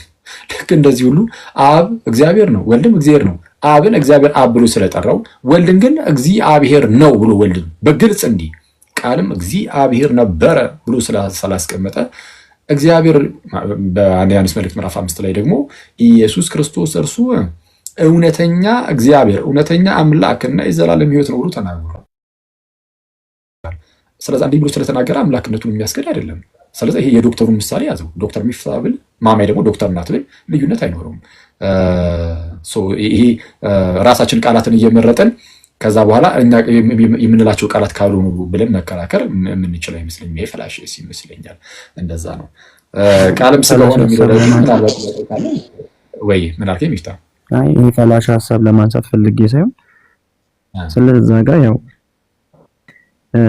የቃልን የሱ ቃል ኃያልነትን እንደሚገልጽ ነው የተረዳሁት። ገብቶሃል አይደለ? በቃሉ ምንም ነገር እንደሚያደርግ በቃሉ ምንም ይሄ በመጀመሪያም ቃል ነበር የሚለውን ማለት ነው። እኔ የተረዳሁበትን መንገድ ነው የምልህ። እናንተ የተረዳችሁበት መንገድ የራሳችሁ መንገድ አለ። እኔ የተረዳሁበት መንገድ ደግሞ የራሴ የሆነ መንገድ አለ። ገብቶሃል አይደለ? እና እኔ የተረዳሁበት መንገድ ያ እግዚአብሔር ዘንድ የነበረው ቃል የራሱ መሆኑን ገብቶሃል አይደለ? በዛ በቃሉ ምንም ነገርን ሊፈጥር እንደሚችል ምንንም ነገር ሊያደርግ እንደሚችል ነው እኔ የተረዳሁበት አንግል ማለት ነው። ገብቶሃል አይደለ? እና ከዛ አንፃር ያንን ቃል እኔ እናንተ በተረዳችሁበት መንገድ ኢየሱስ ነው ኢየሱስን መሆኑን ነው እንጂ እዛ ጋር ይሄ ቃል ብቻ ቃልነቱን ወይም ደግሞ ከእግዚአብሔር የሚወጣ ቃል ብቻ ለመሆኑን ታምናላችሁ እናንተ። ያ ቃል ግን እግዚአብሔር ነው ራሱ ኢየሱስ ክርስቶስ ነው ብላችሁ ነው እናንተ የምታምኑት። ያንን አውቃለሁ እረዳዋለሁ እናንተ እንትን የምትሉት ማለት ግን ይሄ ለኔ ልቀበለው አልቻልኩም። ለኔ ሊገባኝ አልቻለም። ልቀበለው አልቻልኩም ለኔ ልቀበለው እንደዚህ ይላል። እሺ ሚፍታህ ከይቅርታ ጋር ማለት ለምሳሌ ራዕይ ምዕራፍ 19 ቁጥር 13 ላይ እንደዚህ ይላል። ሰማይም ተከፍቶ ከቁጥር 11 ጀምሮ ይቅርታ። ራዕይ ምዕራፍ 19 ከቁጥር 11 ጀምሮ ሰማይም ተከፍቶ አየሁ፣ እነሆም አምባ ላይ ፈረስ የተቀመጠበትም የታመነና እውነተኛ ይባላል፣ በጽድቅም ይፈርዳል ይዋጋልም። ዓይኖቹ እንደ እሳት ነበልባል ናቸው፣ በራሱ ላይም ብዙ ዘውዶች አሉ። ከእነርሱም በቀር አንድ እንኳን የማያውቀው የተጻፈ ስም አለው ይልና በደምም የተረጨ ልብስ ተጎናጽፏል፣ ስሙም የእግዚአብሔር ቃል ተብሏል። በደም የተረጨ ልብስ ተጎናጽፏል። ስለ ጌታችን ኢየሱስ ነው የሚናገረው። ስሙም ማን ተብሏል? የእግዚአብሔር ቃል ተብሏል ብሎ በግልጽ ያስቀምጣል። አሁን እንግዲህ መጽሐፍ ቅዱስ አንደኛ መጽሐፍ ቅዱስ በግልጽ እንደዚህ ያስቀምጣል። ሲቀጥል ግን ሚፍታህ ይህ መጽሐፍ ቅዱስ ዝም ብሎ መንገድ ላይ ወድቆ የተገኘ መጽሐፍ አይደለም። ይህ መጽሐፍ ቅዱስ ባለቤት አለው፣ የኛ ነው። አሁን ቁርአኑ ብታነሳው ቁርአኑ የኔ ነው ልላ አልችልም። ቁርአኑ የማን ነው? እናንተ ነው። ለእናንተ እንግዲህ ለእኛ ተሰጥቶናል ስለምትሉ ከመሐመድ ለእኛ ነው ወደኛ ተላልፎልናል ብላችሁ ታምናላችሁ። ስለዛ በቃ ቁርአን የሙስሊሞች ነው። የሙስሊሞች ከመሆኑ አንጻር ቁርአን ላይ የሚነበቡ ነገሮች እንግዲህ እስቲ ምንድነው የሚለውን ማንኛውም ሰው ዝም ይመጥቼ ለምሳሌ እንደፈለኩት ቁርአንን ገልጬ ይሄ እንደዚህ ነው ብዬ ራሴ እንደፈለኩኝ እንዳልተረጉም ምኖች አሉ፣ መተርጉማን አሉ በእናንተ ዘንድ ሙፈሲሮች። ስለዛ የተለያዩ ተፍሲሮች ይኖራሉ፣ ትርጓሜዎች ማለት ነው በእኛ ሰው እነሱ ይታያሉ ማለት ነው። ስለዛ ሙፈሲሮቻችሁ ይታያሉ፣ መተርጉማኖቻችሁ። መጽሐፍ ቅዱስን ባለቤት አለው። መጽሐፍ ቅዱስ የእግዚአብሔር ቃል ነው፣ ለቤተ ክርስቲያን የተሰጠ ነው። ስለዛ በቤተ ክርስቲያን ውስጥም መተርጉማን አሉ። የጥንት አባቶች ምን ብለው ተርጉመዋል። ስለዛ ዮሐንስ ወንጌልን ልክ አንተ እንደተረጉምከው የተረጎመ አባት ታውቃለህ ሚፍታህ? ካወቅ እሰየው፣ ካልሆነ ግን ዝም ብለህ አንተ እንደፈለክ ለራስህ እንደፈለክ ተርጉማል። እኔ አሁን እንደፈለኩኝ ለራሴ ተርጉሜ አይደለም መጽሐፍ ቅዱስን። ዮሐንስ ወንጌል ምዕራፍ 1 ለምሳሌ ቅዱስ ዮሐንስ አፈወርቅም እኔ እንዳልኩት ነው የሚለው፣ ቅዱስ አትናቴዎስ እኔ እንዳልኩት ይላል፣ አባቶች እነ ባስልዮስ ዘቂሳርያ እኔ እንዳልኩት ይላሉ። ስለዛ ቀጥታ መተርጉማኑን ይዘን ነው የምንሄደው። በራስ መረዳት የሚባል ነገር የለም፣ አይቻልም በእኛ ዘንድ። ዝም ብሎ መጽሐፍ ቅዱስ ብቻ ብለን መጽሐፍ ቅዱስን ይዘን ራሳችን እያነበብን እንደዚህ መተርጉም እንኳ አይቻልም። ይሄ መንገድ ላይ የተገኘ አይደለም። ይህ መጽሐፍ የቤተ ክርስቲያን ነው፣ የእግዚአብሔር ቃል ነው። ቤተ ክርስቲያን ናት የምትይዘው። ሰው አለ የምታውቀው አባት እንደዛ ይፈታ እንኳን ስለ የለም ስለ ይሄን የተረዳሁበትን መንገድ ነው የነገርኩህ እንጂ እንደዛ ካባል ለማለት እኔ እንደዚህ ስለ እሺ እነዛ አባቶችም ከአባቶች እየተወረሰን የመጣው ማለት ነው። እየወረሱትን የመጡ እነሱም አባቶች ከአባቶቻቸው እየወረሱትን የመጡት ያንን ነገር ማለት ነው። እሺ በቅብብሎሽ ነው የሚመጣው። እሺ ይሄንን በቅብብሎሽ ውስጥ ነው የሚሄደው። መንፈስ ቅዱስ ደግሞ ሁሉም ወደ እውነት ይመራል። ስለዛ መንፈስ ቅዱስ ደግሞ አለ ተሰጥቶናል። እሺ ሌላኛው ጥያቄ ደግሞ ማለት ነው ይሄ አሁን በእስልምና አላህ የሰው ልጆችን የፈጠረበት መንገድ ኮምፓራቲቭ ውስጥ ልገባ አይደለም። ስለ ግን ያው እንደ እስላምነቴ የእናንተንም እምነት ማወቅ ስለምፈልግ በእስልምና የሰው ልጆች የተፈጠሩበት ዋነኛ ምክንያት አላህን እንዲገዙ ነው። ገብቷል አይደል? አላህን በብቸኝነት እንዲያመልኩ ነው። በዛ ሂደት ውስጥ ነው አላህ ሰማይና ምድርን የፈጠረበት መንገድ ማለት ነው። እና በክርስትናም ውስጥ የሰው ልጆች የተፈጠርንበት ዋነኛ ሐሳቡ ብላችሁ የምታምኑት እሱን ለመገዛት ነው አይደለ? በክርስትና ምን አልከኝ? እዚህ ጋር ስልኬ ላይ የገባ ነበር። እሺ እናንተስ የተፈጠራችሁት ለምንድን ነው? ይቅርታ በጣም አይ አይደለም። የተፈጠራችሁበት ዓላማ እናንተም እሱን ለመገዛት ነው ይመስለኛል አይደለ? እሺ አዎ። እና እንደዛ ከእግዚአብሔር ጋር እንድንኖር ነው ባጭሩ የተፈጠርነው። ከእግዚአብሔር ጋር እንድንኖር ለሱ ያው ተገዛን እየታዘዝን ከእግዚአብሔር ጋር ደግሞ እንደዛ ከሆነ አሁን ወደ ሁሉም ነገር ይሄ ትንሽ ረዘም ያለ ጥያቄ ነው የምጠይቅህና ጠቅለል አድርጌ ከጅምሩ ከሐሳቡ እንድትመልስልኝ ስለፈለኩኝ ከመጀመሪያው ጀምሮ ልጠይቅህ ስለፈለኩኝ እና የሰው ልጆች እሱን እንድንገዛ ከፈጠረን እግዚአብሔር የክርስቶስ አምላክነት ላይ አይደለም ማለት ነው ጥያቄው ይፍታይ። ምን አልከኝ አኪ? የክርስቶስ አምላክነት ላይ አይደለም ጥያቄው ነው። አይ ወደዛ ልመጣልህ ነው እንዳለ ጠቅለል አድርጌ ሁሉንም ወደዛ ለሰብስ እሺ በቃ ቀጥል ቢላ መጣልህ። ግን ረዘም ይላል ጥያቄው ነው ከጅምሩ ብዙ ሰዓት ነው የወሰድከው አንተ እና ካሁን በኋላ እሺ ይቅርታ ሰው አለ ከማውቀ ከሱ ቀጥሎ አንድ ሰው ብቻ ታስገቡልኝና እንጨርሳለን ቪዲዮአችንን። እሺ ቀጥል። እና የሰው ልጆች እሱን በብቸኝነት እንድንገዛ ከፈጠረ ከዛ በኋላ አዳምና ሔዋንን ፈጠራቸው አይደለ? ኢቭን ያውቃል እንደሚሳሳቱ ገብተዋል አይደለ? እንደሚሳሳቱ ያውቃል እንደ ፈጣሪነቱ እንደ አምላክነቱ እንደ ሁሉን አዋቂነቱ ማለት ነው። ያንን ጸበለስ እኮ እንደሚመገቡ ያውቃልና ምድርም የተፈጠረበት ዓላማ ለሰው ልጆች ይሄ መተላለፊያ ሀገር ሆና እንድትቀመጥ ዓላማው ማለት ነው። የሰው ልጆች የአዳምና ሔዋን ከገነት እንደሚባረሩ ፈጣሪ ቀድሞውን ያውቃል። ሳይፈጥራቸውም በፊት ነው ገብተዋል አይደለ? ስለዚህ እነሱን ከፈጠረ በኋላ አዳም እና ሔዋን ያንን ስህተት እንደሚሳሳቱ ስለሚያውቅ ተሳሳቱ። እነሱም በተሳሳቱ ቁጥር ወረዱ። ሞትንም በቃ ይሄ ሁሉንም ነገር ኃጢአትም የመጣው ሞትም የመጣው ከዛ በኋላ ነው እና ወደዚህ ምድር ከተላኩ በኋላ ይሄኛው አስተምሮት መጽሐፍ ቅዱስ ላይ ስላላገኘሁት ነው። ይሄ ከልጅ ልጅ ተወልጄ አድንሃለሁ የሚለውንም ማለት ነው የመጀመሪያ። ሁለተኛ ነገር ደግሞ ኢየሱስ ክርስቶስ መጥቶ ወደዚህ አምላክ ወደዚህ ምድር ላይ መጥቶ እስኪሰቀል ድረስ ተሰቅሎ እስኪሞት ድረስ ከዛ በፊት የነበሩ ወይም ደግሞ በብሉይ ኪዳን የነበሩ ሰዎች ፍጥረታት እንዳለ የገሃነም ነበሩ ማለት ነው። ይሄ ድህነትን ወይም ደግሞ ሽህረትን አግኝተው ወደ ገነት አልገቡም ማለት ነው። እና ይሄ ያ ሁላ ነገር ካስፈለገ ኢየሱስ ክርስቶስ መጥቶ የሞተላቸው የተገደለባቸውም ሰዎች ናቸው። ገብቷል አይደል? ለምንድን ነው ያስፈለገበት ምክንያት? ምክንያቱም ለሰው ልጆች ነው የመጣው። የሚሞቱም ለሰው ልጆች ነው፣ ግን የሞተውም በሰው ልጆች ነው። ገብቷል አይደል? እና ይሄ ምንድነው ምክንያቱ? እሺ በውስጡ ብዙ ጥያቄ ስላለው እንዳለ እንድትመልስልኝ ስለፈለኩኝ እና የሞተውም በሰዎች ነውና ይሄ ሁላ ምክንያቱ ምንድነው? ለሰው ልጆችም መጥቶ በሰው ልጆች የሞተበት የመጀመሪያ ምክንያት። ሁለተኛ ደግሞ ከልጅ ልጅ መጥቼ አድነህ ለምን ሞተ ነው? ክርስቶስ ኢየሱስ ስለሰዎች ለምን ሞተ ነው? አይደለም እንደዛ ሳይሆን ለሰው ልጆች መጥቶ እንዴት በሰው ልጆች ይሞታል? ኦኬ በሰው እጅ እንዴት ሞተ ነው ማለት ሰዎች እንዴት ሊገድሉ ቻሉ? አዎ የመጣው ለነሱም ጭምር እስከሆነ ድረስ ለምን በእነሱ መሞቱ አስፈላጊ ሆነ? ለምን የሞተበት ምክንያት? እሺ በአጭሩ ላስቀምጥልህ። እንግዲህ ይሄ ከልጅ ልጅ ተወልጄ አድናለሁ ምናምን የሚለው ቃል እንግዲህ እዚህ መጽሐፈ ቀለሚንጦስ ላይ ነው ያለው። ዋናው ትልቁ ነገር ግን ይሄ ከልጅ ልጅ ተወልጄ አድናለሁ የሚለው መጥቶ ማዳኑን የሚያሳይ ስለሆነ ዘፍጥረት ላይም አለ። በምን መልኩ ነው የተቀመጠው? ዘፍጥረት ምዕራፍ 3 ቁጥር 15 ላይ በአንተና በሴቲቱ በዘርህና በዘሯ መካከል ጠላትነትን አድርጋለሁ፣ እርሱ ሰኮናህን እርሱ ደግሞ አናትህን ይቀጠቅጣል ተብሎ ነበረ እና የፍጻሜው ለጌታችን ኢየሱስ ክርስቶስ ነው። አናቱን የሚቀጠቅጠው ደግሞ የዲያብሎስን ነው። በእባቡ ውስጥ ተሰውሮ ሔዋንን ያሳታት ሰይጣን ነውና በዚህ በመጽሐፈ ጥበብ ምዕራፍ 2 ላይ እንደተነገረው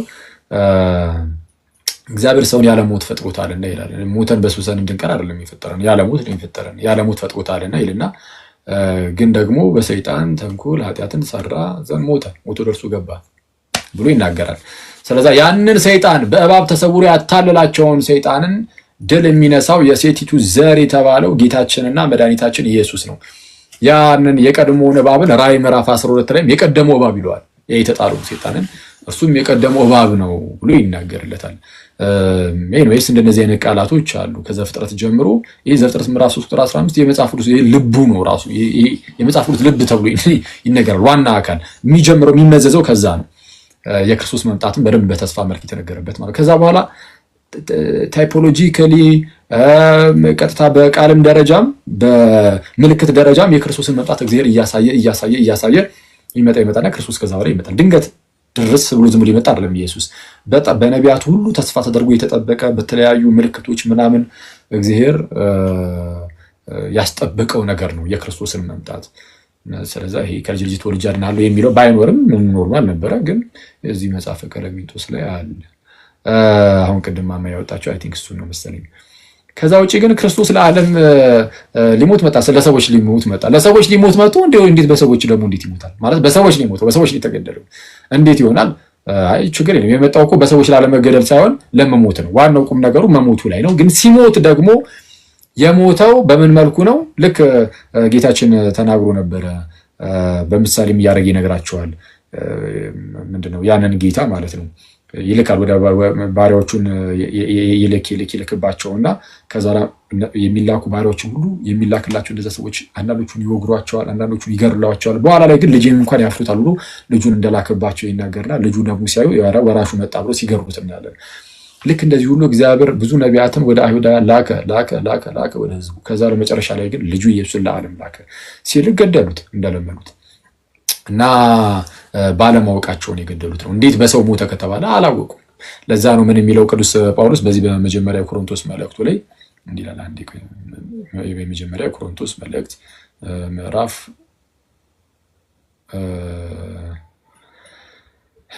2 ላይ ቁጥር 8 እንዲህ ይላል። እሺ ከዚችም ዓለም ገዦች አንዱ እንኳን ይህን ጥበብ አላወቀም፣ አውቀውስ ቢሆን የክብርን ጌታ ባልሰቀሉትም ነበረ ይላል። አውቀውስ ቢሆን የክብርን ጌታ ባልሰቀሉት ነበረ። የክብር ጌታን የሰቀሉት ባለማወቅ ነው። ስለዚህ አላወቁትም። ስለዚህ የክብርን ጌታ ሰቅለውታል እና ባለማወቃው ሰቅለውታል። ግን ይህ የእግዚአብሔር እቅዱ ነው። ምኑ? የልጁ መሞት ምንድነው? በእርሱ የሚያምን ሁሉ የዘላለም ሕይወት እንዲኖረው እንጂ እንዳይጠፋ እግዚአብሔር አንድያ ልጁን ብቸኛ ልጁን እስኪሰጥ ድረስ ዓለምን እንዲሁ ወዶታል።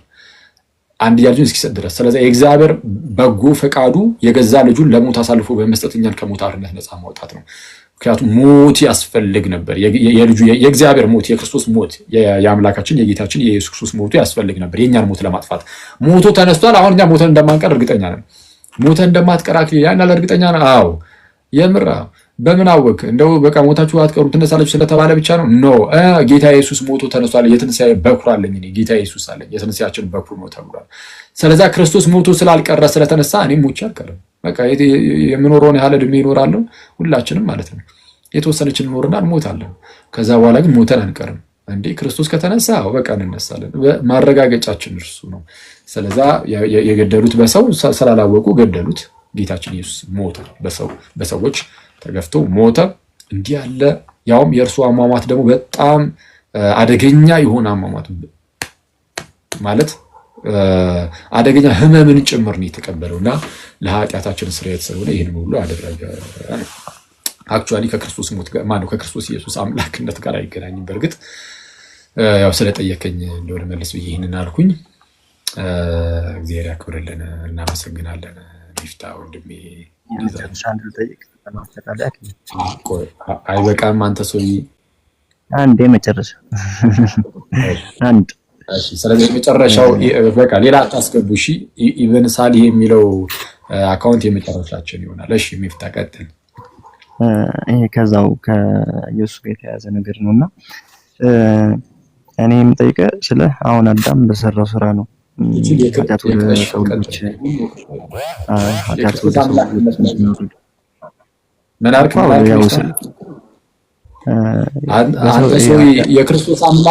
የክርስቶስ አምላክነት ላይ ስትባል አዎ ጠቅለል አድርጌ እዛ ላይ ሊሆን ሙያክ ሌላ ነገር ትጠይቃለህ አይደል? እሺ አይደለም ሌላ ነገር ለመጠየቅ ፈልጌ አይደለም ማክዬ እዛው ስለ አያይዤ ለመጠየቅ ስለምፈልግ እኮ ነው። ከስር ከመሰረቱ መጠየቅ ስለምፈልግ ነው። እሺ ስለ አሁን ለምሳሌ ያው የሰው ልጆች ኃጢአት መነሻ አዳም ነው። ገብቷል? አዳምና ሔዋን ናቸው። ስለዚህ ለነሱም መነሻ እናንተ እንደምትሉት እውነት ጌታ መጥቶ ኢየሱስ መጥቶ ወደዚህ ምድር ላይ መጥቶ ለሰው ልጆች ኃጢአት ሲል ተሰቅሎ ከሞተ እናንተን ካለ ለዚህ ሁላ መነሻ ለዚህ አሁን ላይ ስቲል አሁን ላይ ላለንበት ወይም ደግሞ በዛ ዘመን ለነበሩት ሰዎች ለሚሰሩት ኃጢአትም ወንጀልም መነሻው አባታችን አዳም ነው። ገብቶሃል አይደል? እና ኢየሱስ ክርስቶስ መጥቶ ያንን ሞትን ሞቶ ከተነሳ ያንን ከዛ ኃጢአት ሊያንጻን ከተነሳ ስለዚህ ከዛ በኋላ ያለው ነገርስ እንዴት ይታያል? ይሄ ስለ አባባሌ ገብቷል? እንደ ጌታነቱ ይሄ እንደ መሐሪነቱ ትክክለኛ መሐሪና ትክክለኛ ጌታ ከሆነ እዛ ጋር ስቅለቱን ውድቅ አያደርግበትም ወይ? የኢየሱስን ማለት ነው። ከዛ በኋላ ሞት መኖሩ ኃጢአት መኖሩ የሰው ልጆች መከፋፈሉ ኢቭን እምነት ኖሯቸው እንኳን በእምነት መከፋፈላቸውን እዛ ጋር ያለውን የሱን አምላክነት ውድቅ ያደርገው ስለ የመጣው አዳም ለሰራው ኃጢአት ነው ወደዚህ ምድር የመጣው። ወደዚህ ምድር ደግሞ ከመጣ በኋላ ኢየሱስ ደግሞ ካሳ ከከፈለ እስከዛ ላለው ነገር ምናምን አሁን ድረስ የሞትና ኃጢአት ጣዖት አምልኩ ባዕድ አምልኩ ምኑ የሁሉ ነገር ለምን ቀጠለ ነው? መቅረት አልነበረበትም ወይ? ክላሽ አያደርግም ወይ? ኢየሱስ ከሱ አምላክነት ከቃሉ ጋር ቃሉ እሱ ከተናገረው ቃል ጋር ክላሽ አያደርግም ወይ? ጌትነቱን እንትን አይልበትም አይጥልበትም? እና አመሰግናለሁ ስላዳመጥከኝ። ችግር የለም ምንም። አሁን እንትኑ ይሄ አምላክነቱን ጌትነቱን የሚጋፋ አይደለም። ያው ስቅለቱንም ደግሞ የሚያክፋፋ ነገር አይደለም። ተመልከት፣ አዳም ኃጢአትን ሰራና ሞተ እና ወደ ስጋው ሞት ዘልቆ ገባበት እና ከዛ በኋላ ደካማ ሆነ። ኃጢአትን በቀላሉ የሚሰራ አይነት ሆነ አዳም ማለት ነው። እና አዳም እንደዚህ አይነት ሁኔታ ውስጥ ገባና ከእርሱ የሚወለዱ ሁሉ እርሱን አዳምን ይመስላሉ። አዳምን የሚመስሉት ለምንድን ነው ከተባለ ከራሱ ከአዳም የሚገኙ ስለሆኑ ነው። ኦኬ፣ ክርስቶስ ኢየሱስ ይህንን ነገር ለማስቆም መጣና በመስቀል ላይ እጆቹን ዘርግቶ ስለ ሁላችን ሞተ። አሁን በክርስቶስ በኩል የሚመጣውን በአዳም በኩል የሚመጣውን ሞት ሁላችንም ሼር እናደርጋለን፣ ምክንያቱም ከራሱ ከአዳም ስለተገኘ። በክርስቶስ በኩል የሚመጣውን ሕይወት ለመጋራት ደግሞ ለማግኘት ደግሞ ምን ማድረግ አለብን? ከአዳም ሞትን የተጋራ ነው እንዲሁ አይደለም። ከእርሱ በስጋ ስለምንገኝ ነው። ከእርሱ ጋር በስጋ ስለምንዛመድ ነው። ከጌታችን ከክርስቶስ ኢየሱስ ጋርም በሚስጥራት በኩል አንድ ካልሆንን በስተቀር ያንን ሕይወት አናገኝም። የመጀመሪያው ይሄ ነው። በክርስቶስ በኩል የተሰራው ስራ ለዓለም ሁሉ ቢሆንም የሚያገኙት ግን እነማን ናቸው ከተባለ ፈቅደው ወደ ክርስቶስ የሚጠጉ አሜን ብለው ክርስቶስ ኢየሱስን የሚቀበሉ በጌታችን በክርስቶስ ኢየሱስ የሚያምኑ እነርሱ በክርስቶስ የተሰራውን የማዳን ስራ ያገኙና ልክ ሲያገኙ ደግሞ ኮምፕሊትሊ እዛው ሁሉም ነገር አልቆ ጨርስረስ ይላል። እንደዛ እኮ አይደለም ትምህርታችን። ክርስቶስን ካገኘን ከዛ በኋላ ምን እንጀምራለን? አዲስ ህይወት ጀምረን ቦርን አጌን ስለምናደርግ ዳግም ስለምንወለድ ዳግም ነው የምንወለደው እንጂ ፍጻሜን ሳይሆን የምናገኘው መወለድ ነው ገና። ስለዛ እንወለድና ቀስ በቀስ በመንፈሳዊ ህይወታችን ኃጢአትን ከላያችን ላይ እየጣልን እያደግን በቅድስና ህይወት እያደግን ክርስቶስን ራሱን እየመሰልን እናድጋለን። ከዛ በኋላ ያቺ ሞት ወደ ህይወታችን ውስጥ የመጣችው ሞት እርሷ ደግሞ የምጠፋበት ጊዜ ይመጣል። እርሱም መቼ ነው? በዳግም ምጽአት ጌታችን ኢየሱስ ዳግም ሲመጣ ሁላችንም ዳግም እንነሳለን። ሞት ኦልሬዲ ወደ ስጋችን በቃ ዘልቆ ገብቷል። የሚጠፋው እንዴት ነው ከተባለ ክርስቶስ ሞቶ ተነስቶ የለ እኛም ሞተን በመነሳት ውስጥ ያን ይፈጸማል። ለዛ ነው በመጀመሪያ የኮሪንቶስ መልእክቱ ምዕራፍ 15 ቁጥር 24 ላይ ቅዱስ ጳውሎስ ምን የሚለው ኋለኛ የሚሻረው ጠላት ሞት ነው ይላል። ሚፍታሩ ኋለኛ የሚሻረው ጠላት ምንድነው? ሞት ነው። ኋለኛ የሚሻረው ጠላት። ስለዛ ሞት ይሻራል። ገና ደግሞ እሱ ደግሞ ይጠብቃል። በክርስቶስ በኩል ተሽሯል። በቃ ሞቶ ተነስቷል። ሞትን ድል አድርጎታል። ለሁላችንም ደግሞ እንደየተራችን ይህ ነገር ደግሞ ተፈጻሚነትን ያገኛል። ስለዛ ፍጻሜን ደግሞ ማግኘት አለበት ነው። እኛ ጋር ድህነት ቅጽበታዊ አይደለም፣ ድህነት ሂደታዊ ነው፣ ፕሮሰስ ነው ራሱ ድህነት ማለት ነው። በአንድ ከመቅጽበት የሆነች ነገር ተከናውና አለቀሽ ምናምን የሚባል አይደለም። ቀስ በቀስ ወደ ሙላቱ የምናደርግበት ክርስቶስን በመምሰል ሕይወት ውስጥ የምናደርግበት እንዲህ እንድንሆን ጸጋን የተቀበልንበት ነው። ከጌታ ጋር አንድ የሆንበት ትልቁ ሚስጥር እሱ ነው። ስለዛ በክርስቶስ በኩል የዘላለም ሕይወትን እናገኝና ከእርሱ ጋር መኖር እንጀምራለን። ምን ስናደርግ? ፍጻሜውን ሲያገኝ። እንደዛ ነው። አንተ ሰውዬ ቴንኪው። አመሰግናለሁ። በሌላ ጥያቄዎች ሌላ ጊዜ እመጣለሁ። እንደዚህ እንትን በምትል ሰዓት ላይ አመሰግናለሁ እድሉን ስለሰጠኝ አክዬ።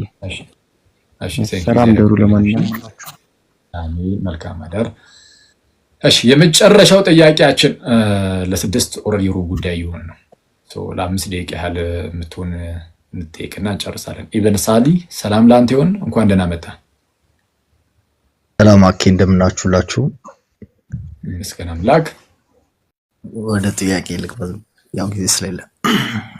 የመጀመሪያው ምንድነው ኢየሱስ ወይም ደግሞ ቃል ያው ከዘላለም በፊት ከአብ ጋር ነበርና ቃል ደግሞ ሁሉ በእርሱ የሆነ ነው፣ ሁሉ ነገር የፈጠረ እንደሆነ ነው በክርስትና የሚታምነው። ያ ቃል አዳምን ሲፈጥረውና በገነት እያለ አዳም ቃሉን ያናገረው ወይስ ሶስቱንም ነበር ያናገረ የነበረው? ሲባረርም ማን ይሄ ቃል ነው ያባረረው ወይስ ሶስቱም የሥላሴ እንትኖች ነው ያባረሩት? እንዲሁም አዳም አይቷቸው ነበሩ እነዚህ ሶስት አካላት? እሺ ኦኬ፣ ከመጨረሻው ልጀምርና በማየት ደረጃ አዳም ሶስቱንም ማየት አይችልም። እግዚአብሔር በባህሪው ሊታይ አይችልም። እግዚአብሔር ማለት ለእይታ ልቅረብ ቢል እግዚአብሔር ለእይታ ልቅረብ ቢል በሆነ መንገድ አድርጎ ሊቀርብ ይችላል። ከዛም ያ የተገለጠበትን መንገድ ክብሩ ምናምን አይተው ለምሳሌ በተራራ ላይ በጢስ መልክ ሲመጣ አይተናል። በጭጋግ መልክ ሲመጣ አይተናል። በመላእክት መልክ እንደዚህ ሲመጣ ልናይ እንችላለን እና በሌሎች መንገድም አዳም ጋር ስትሄድ የእግዚአብሔር ድምፅ በገነት ይመላለስ ነበረ ስለተባለ አይቷል። በድምፅ መልክ አይነት ነገር ሊሰማው ይችላል። ቀጥታ ግን አያቸው የሚል መጽሐፍ ቅዱስ ላይ የለም። ቀጥታ የማንን ድምፅ ነው የሰማው? ቀጥታ የእግዚአብሔርን ድምፅ እንደሰማ ተናግሯል። እንግዲህ ስፔሲፊክሊ የትኛውን አካል የሚለውን ስላልተናገረ እንደዛ ባንልም፣ ግን የእርሱ ንግግር ላይ ግን የሶስቱንም አካል ፕሬሰንስ ግን አይተናል። የእርሱ ንግግር ላይ ይህም በዘፍጥረት ምዕራፍ 3 ላይ ተቀምጧል። እንዲህ ይነበባል። ዘፍጥረት ምዕራፍ 3 እንዲህ ይላል። እሺ ኦኬ ቁጥር 22 ላይ እግዚአብሔር አምላክም አለ፣ እነሆ አዳም መልካምንና ክፉን ለማወቅ ከእኛ እንደ አንዱ ሆነ። አሁንም እጁን እንዳይዘረጋ ደግሞም ከሕይወት ዛፍ ወስዶ እንዳይበላ ለዘላለም ሕያው ሆኖ እንዳይኖር፣ ስለዚህ እግዚአብሔር አምላክ ከኤደን ገነት አስወጣው፣ የተገኘባትን መሬት ያርስ ዘንድ ይላል። ሰው ምን ይላል? እግዚአብሔር አምላክም አለ፣ እነሆ አዳም መልካምንና ክፉን ለማወቅ ከእኛ እንደ አንዱ ሆነ። ከእኛ እንደ አንዱ ሆነ። ስለዛ በዚህ በአዳም ሰዓት ገና አዳም ኃጢአት ልክ ሲሰራ እግዚአብሔር እንዲህ ብሎ ተናገረ፣ አዳም ክፉና ደጉን ለማወቅ ከእኛ እንደ አንዱ ሆነ። ስለዛ በአዳም ሰዓትም ምንም የሚቀነስ የሚጨመር ነገር የለም። እግዚአብሔር ሥላሴ ነው። ሶስት እንደሆኑ በምን አወቅ? እዚህ ጋር 2 ቢሆንስ 30,000 ቢሆኑስ? ከእኛ እንደ አንዱ ሆነ ነው የሚለው፣ ከሶስታችን አይል ከተባለ መጽሐፍ ቅዱስ እቺ ብቻ አይደለችም ጥቅስ።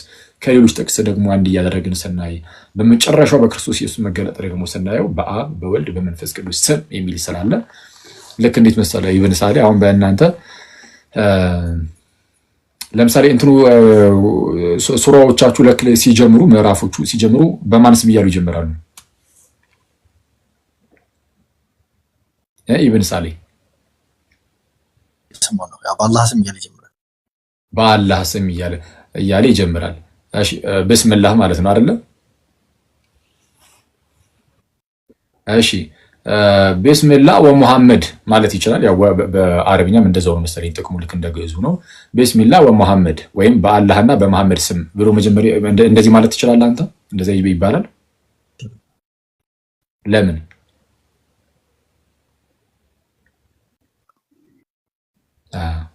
መሐመድ ፈጣሪ ስላልሆነ አይደለም። አሁን እኛ መጽሐፍ ቅዱስ ላይ ደግሞ ስትመለከት በአብ ይልና በወልድ እና በመንፈስ ቅዱስ ስም ይላል። በአብ ብቻ አይደለም፣ በወልድ በመንፈስ ቅዱስም ስም ይላል። በአብ በወልድ በመንፈስ ቅዱስ ስም። ስለዛ እነዚህ ሶስቱን አካላት በአንድ ስሞች ሳይሆን ስም ብሎ በመግለጽ በአንድነት እንደዚህ ይጠራቸዋል። ስለዛ አዲስ ኪዳን ላይ ነው እሱ ያለው። አዎ ትክክል። መጽሐፍ ቅዱስ ደግሞ ዘፍጥረት ብቻ አይደለም፣ ብሉይ ኪዳን ብቻ አይደለም፣ አዲስ ኪዳንም ስለሆነ እንደዚህ እያጣመርክ ከአዲስ ኪዳንና በከብሉይ ኪዳን እያጣመርን ልክ እንደዚህ ነው የምናምነው። ስለዛ በዚህ በዘፍጥረት ላይ ግን ምን አለ? አዳም ከእኛ እንደ አንዱ ሆነ። ስለዛ አትሊስት አንድ አካል ብቻ እንዳልሆነ አውቀናል። ከአንድ አካል በላይ ነው። ስንት አካል ከአንድ በላይ ከተባለ ግን በሌሎች የመጽሐፍ ቅዱስ ክፍሎችን ደግሞ በመጠቀም ሶስት እንደሆነ እንደዚህ ማሳየት እንችላለን። ኮንሰፕቱ ገብቶኛል። ግን እኔ እያልኩ የነበረው አሁን ለምንድን ነው አዳምን ያመጣሁት እዚህ ጥያቄ ላይ? ኢየሱስ ክርስቶስ ወደ ምድር ሳይመጣ ባለበት ዘመን ላይ ወልድ ይታወቅ ነበሩ የሚለውን ኮንሰፕት ለማወቅ እንጂ ኦልሬዲ አዲስ ኪዳን ላይ አሁን የሰጠኸኝ ጥቅሶች ይገኛሉ። ምክንያቱም ሙሴንም ሲያናግን አምላክ ለአብርሃም እንትን ሲለው እንደ አምላክነት እንጂ ወልድ ራሱን ስፔሲፊካሊ እንዲሁም አብ ለብቻው እንዲሁም መንፈስ ቅዱስ ሆኖ አልተገለጸላቸውም፣ ወይ ደግሞ እንደዛ ብሎም አላስተማሩም። በስም ደረጃ ማለት ነው ወልድ መንፈስ ቅዱስ ምናምን እየተባለ በስም ደረጃ ማለት ነው። ለምሳሌ የክርስቶስ ኢየሱስን ወልድ እየተባለ በስም ደረጃ ምክንያቱም እንደ ክርስትና አስተምሮት አይ ቲንክ ኢየሱስ ክርስቶስ ወልድ የሚባለው ሳይወለድ በፊትም ወልድ ነው አይደል? ያልተወለደበት ጊዜ የለም፣ የማይወለድበት ጊዜ እኮ የለም። ከዘላለሙ የተወለደ ነው ጌታችን ኢየሱስ። ግን እንዳልከው አሁን ይሄ ወልድ በሚለው ስም ምናምን በስፋት የምናየው ኦፍኮርስ በሐዲስ ኪዳን ነው። አባ ጊዮርጊስ ዘጋስጫ አንድ የሚናገረው ነገር አለ። ምን ይላል? ከድንግል በተወለደ ጊዜ ከአንተ ከአብ የመወለድ ምስጢር ወይም ሃይማኖት ተገለጸልን ይላል። ከድንግል ማርያም ሲወለድ ያኔ በስፋት ብዙ ነገሮች ይተረኩልኝ ጀመረ። ስለ እግዚአብሔር በጣም ብዙ እኮ የምናውቀው ነገር የለም። በብሉይ ኪዳን እያለ እኮ ቬይልድ በሆነ መልኩ በተከለለ መልኩ ነው ስለ እግዚአብሔር ሰዎች የሚያውቁት። ከጸጋው የተራቆተ ሕዝብ ስለነበረ ስለ እግዚአብሔር የምናውቀው በስሱ ነው። ልጁ ኢየሱስ ክርስቶስ መጣና ግን ጭራሽ እግዚአብሔርን አይቶት ማንም የሚያውቅ የለም ብሎ ከተናገረ በኋላ ልጁን የተረከው ተባለ። ስለዛ ልጁ ከተረከው በልጁ በኩል የተገለጠ ነገር አለ። ራሱ ኢየሱስ ክርስቶስም እንደነገረን በዚህ በማቴዎስ ወንጌል ምዕራፍ 11 ቁጥር 27 ላይ ከወልድ በቀር አብን የሚያውቀው ማንም የለም ይላል። ከወልድ በቀር አብን የሚያውቀው ማንም የለም። ከአብን በቀር ይቅርታ አይደለም፣ መጀመሪያ የአብን የሚያነሳው ከአብ በቀር ወልድን የሚያውቀው ማንም የለም። ከአብ በቀር ወልድን የሚያውቀው ማንም የለም። ከወልድም በቀር ወልድም ሊገልጥለት ከሚወደው በቀር አብን የሚያውቅ ማንም የለም ይላል። ስለዛ በባህሪው አብን የሚያውቀው ወልድ ነውና ይህ የእግዚአብሔር ኃይል እና የእግዚአብሔር ጥበብ ተብሎ የተጠራው ጌታችን ኢየሱስ በመጀመሪያ የቆሮንቶስ መልእክት ምዕራፍ 1 ቁጥር 24 ላይ የእግዚአብሔር ኃይል እና የእግዚአብሔር ጥበብ ተብሎ የተጠራው ኢየሱስ እርሱ በደንብ አድርጎ ይተርክልናል ነው ስለ እግዚአብሔር። ስለዛ እንደ ወልድ እየተባለ እንደዚህ ባይጠራም ናቡከደነጾር አክቹዋሊ የሶስቱን እነዛን ህፃናት ከእሳት ያዳነውን አራተኛውን አካል ሳይ የአማልክት ልጅ ይመስላል የሚል ነገርን አስቀምጧል። እና እሱን ይዘው አንዳንዶች ወልድ ከሚለው ጋር የሚያገናኙ ይኖራሉ። ትልቁ ቁም ነገር ግን ምንድነው? እንደነዚህ አይነት ሚስጥሮች በደንብ እየተገለጡ የሚሄዱት በሐዲስ ኪዳን ነው። መጽሐፍ ቅዱስ ብሉይ ኪዳን ብቻ አይደለም። ቅዱስ ማነው አውግስትን ምን ብሎ ይናገራል? በጣም ብዙ ጊዜ ያልናት አንድ ኩታለች፣ በጣም ታዋቂ የሆነች አንድ ንግግር አለችው አውግስትን the New Testament conceived in the Old Testament ይላል። ሐዲስ ኪዳን በብሉይ ኪዳን ውስጥ በጽንሰት ደረጃ የለም ሸፈን ከለል ብሎ ተቀመጠ። ሐዲስ ኪዳን በብሉይ ኪዳን ውስጥ አለ እኮ ሐዲስ ኪዳን ብሉይ ኪዳን ውስጥ አለ፣ ግን በደንብ አታየውም፣ ግልጽ ብሎ ሸፈንፈን ነገር ብሎ ነው። ከዛ in the Old Testament revealed in the New Testament ይላል። ብሉይ ኪዳን ራሱ ደግሞ በሐዲስ ኪዳን ውስጥ አለ፣ ግን ግልጽ ብሎ። ሐዲስ ኪዳን ማለት ብሉይ ኪዳን ተገልጦ ማለት ነው። ልክ ስትገልጠው ብሉይ ኪዳንን ውስጡ ሐዲስ ኪዳን ያለው። ስለዛ በሐዲስ ኪዳን ብርሃን ነው ብሉይ ኪዳንን የምናየው ማለት ነው። በሐዲስ ኪዳን ላይት ብርሃን ብሉይ ኪዳንን እያየን የወልድን ማንነት በደንብ እንረዳለን። የእግዚአብሔርን አባትነትንም የባህሪ አባትነት ለወልድ ያለውን ማለት ነው። እሱንም እንደዛ እናያለን እንረዳለን ነው። ስለዛ ብሉይ ኪዳን ላይ ብቻ የሚንጠለጠል ነገር የለንም። የእግዚአብሔር መልአክ ተብሎ የጌታ መልአክ ተብሎ የሚመጣባቸው ቦታዎችም አሉት። በእርግጥ ጌታችን ኢየሱስ እርሱ በባህሪው መልአክ ሆኖ ሳይሆን የተላከ ከመሆኑ አንጻር የሚላክ ማለት ተልኮ ከመምጣቱ አንጻር መሰንጀር ከመሆኑ አንጻር ምንድነው አንጌሎስ ከመሆኑ አንጻር ማለት ነው።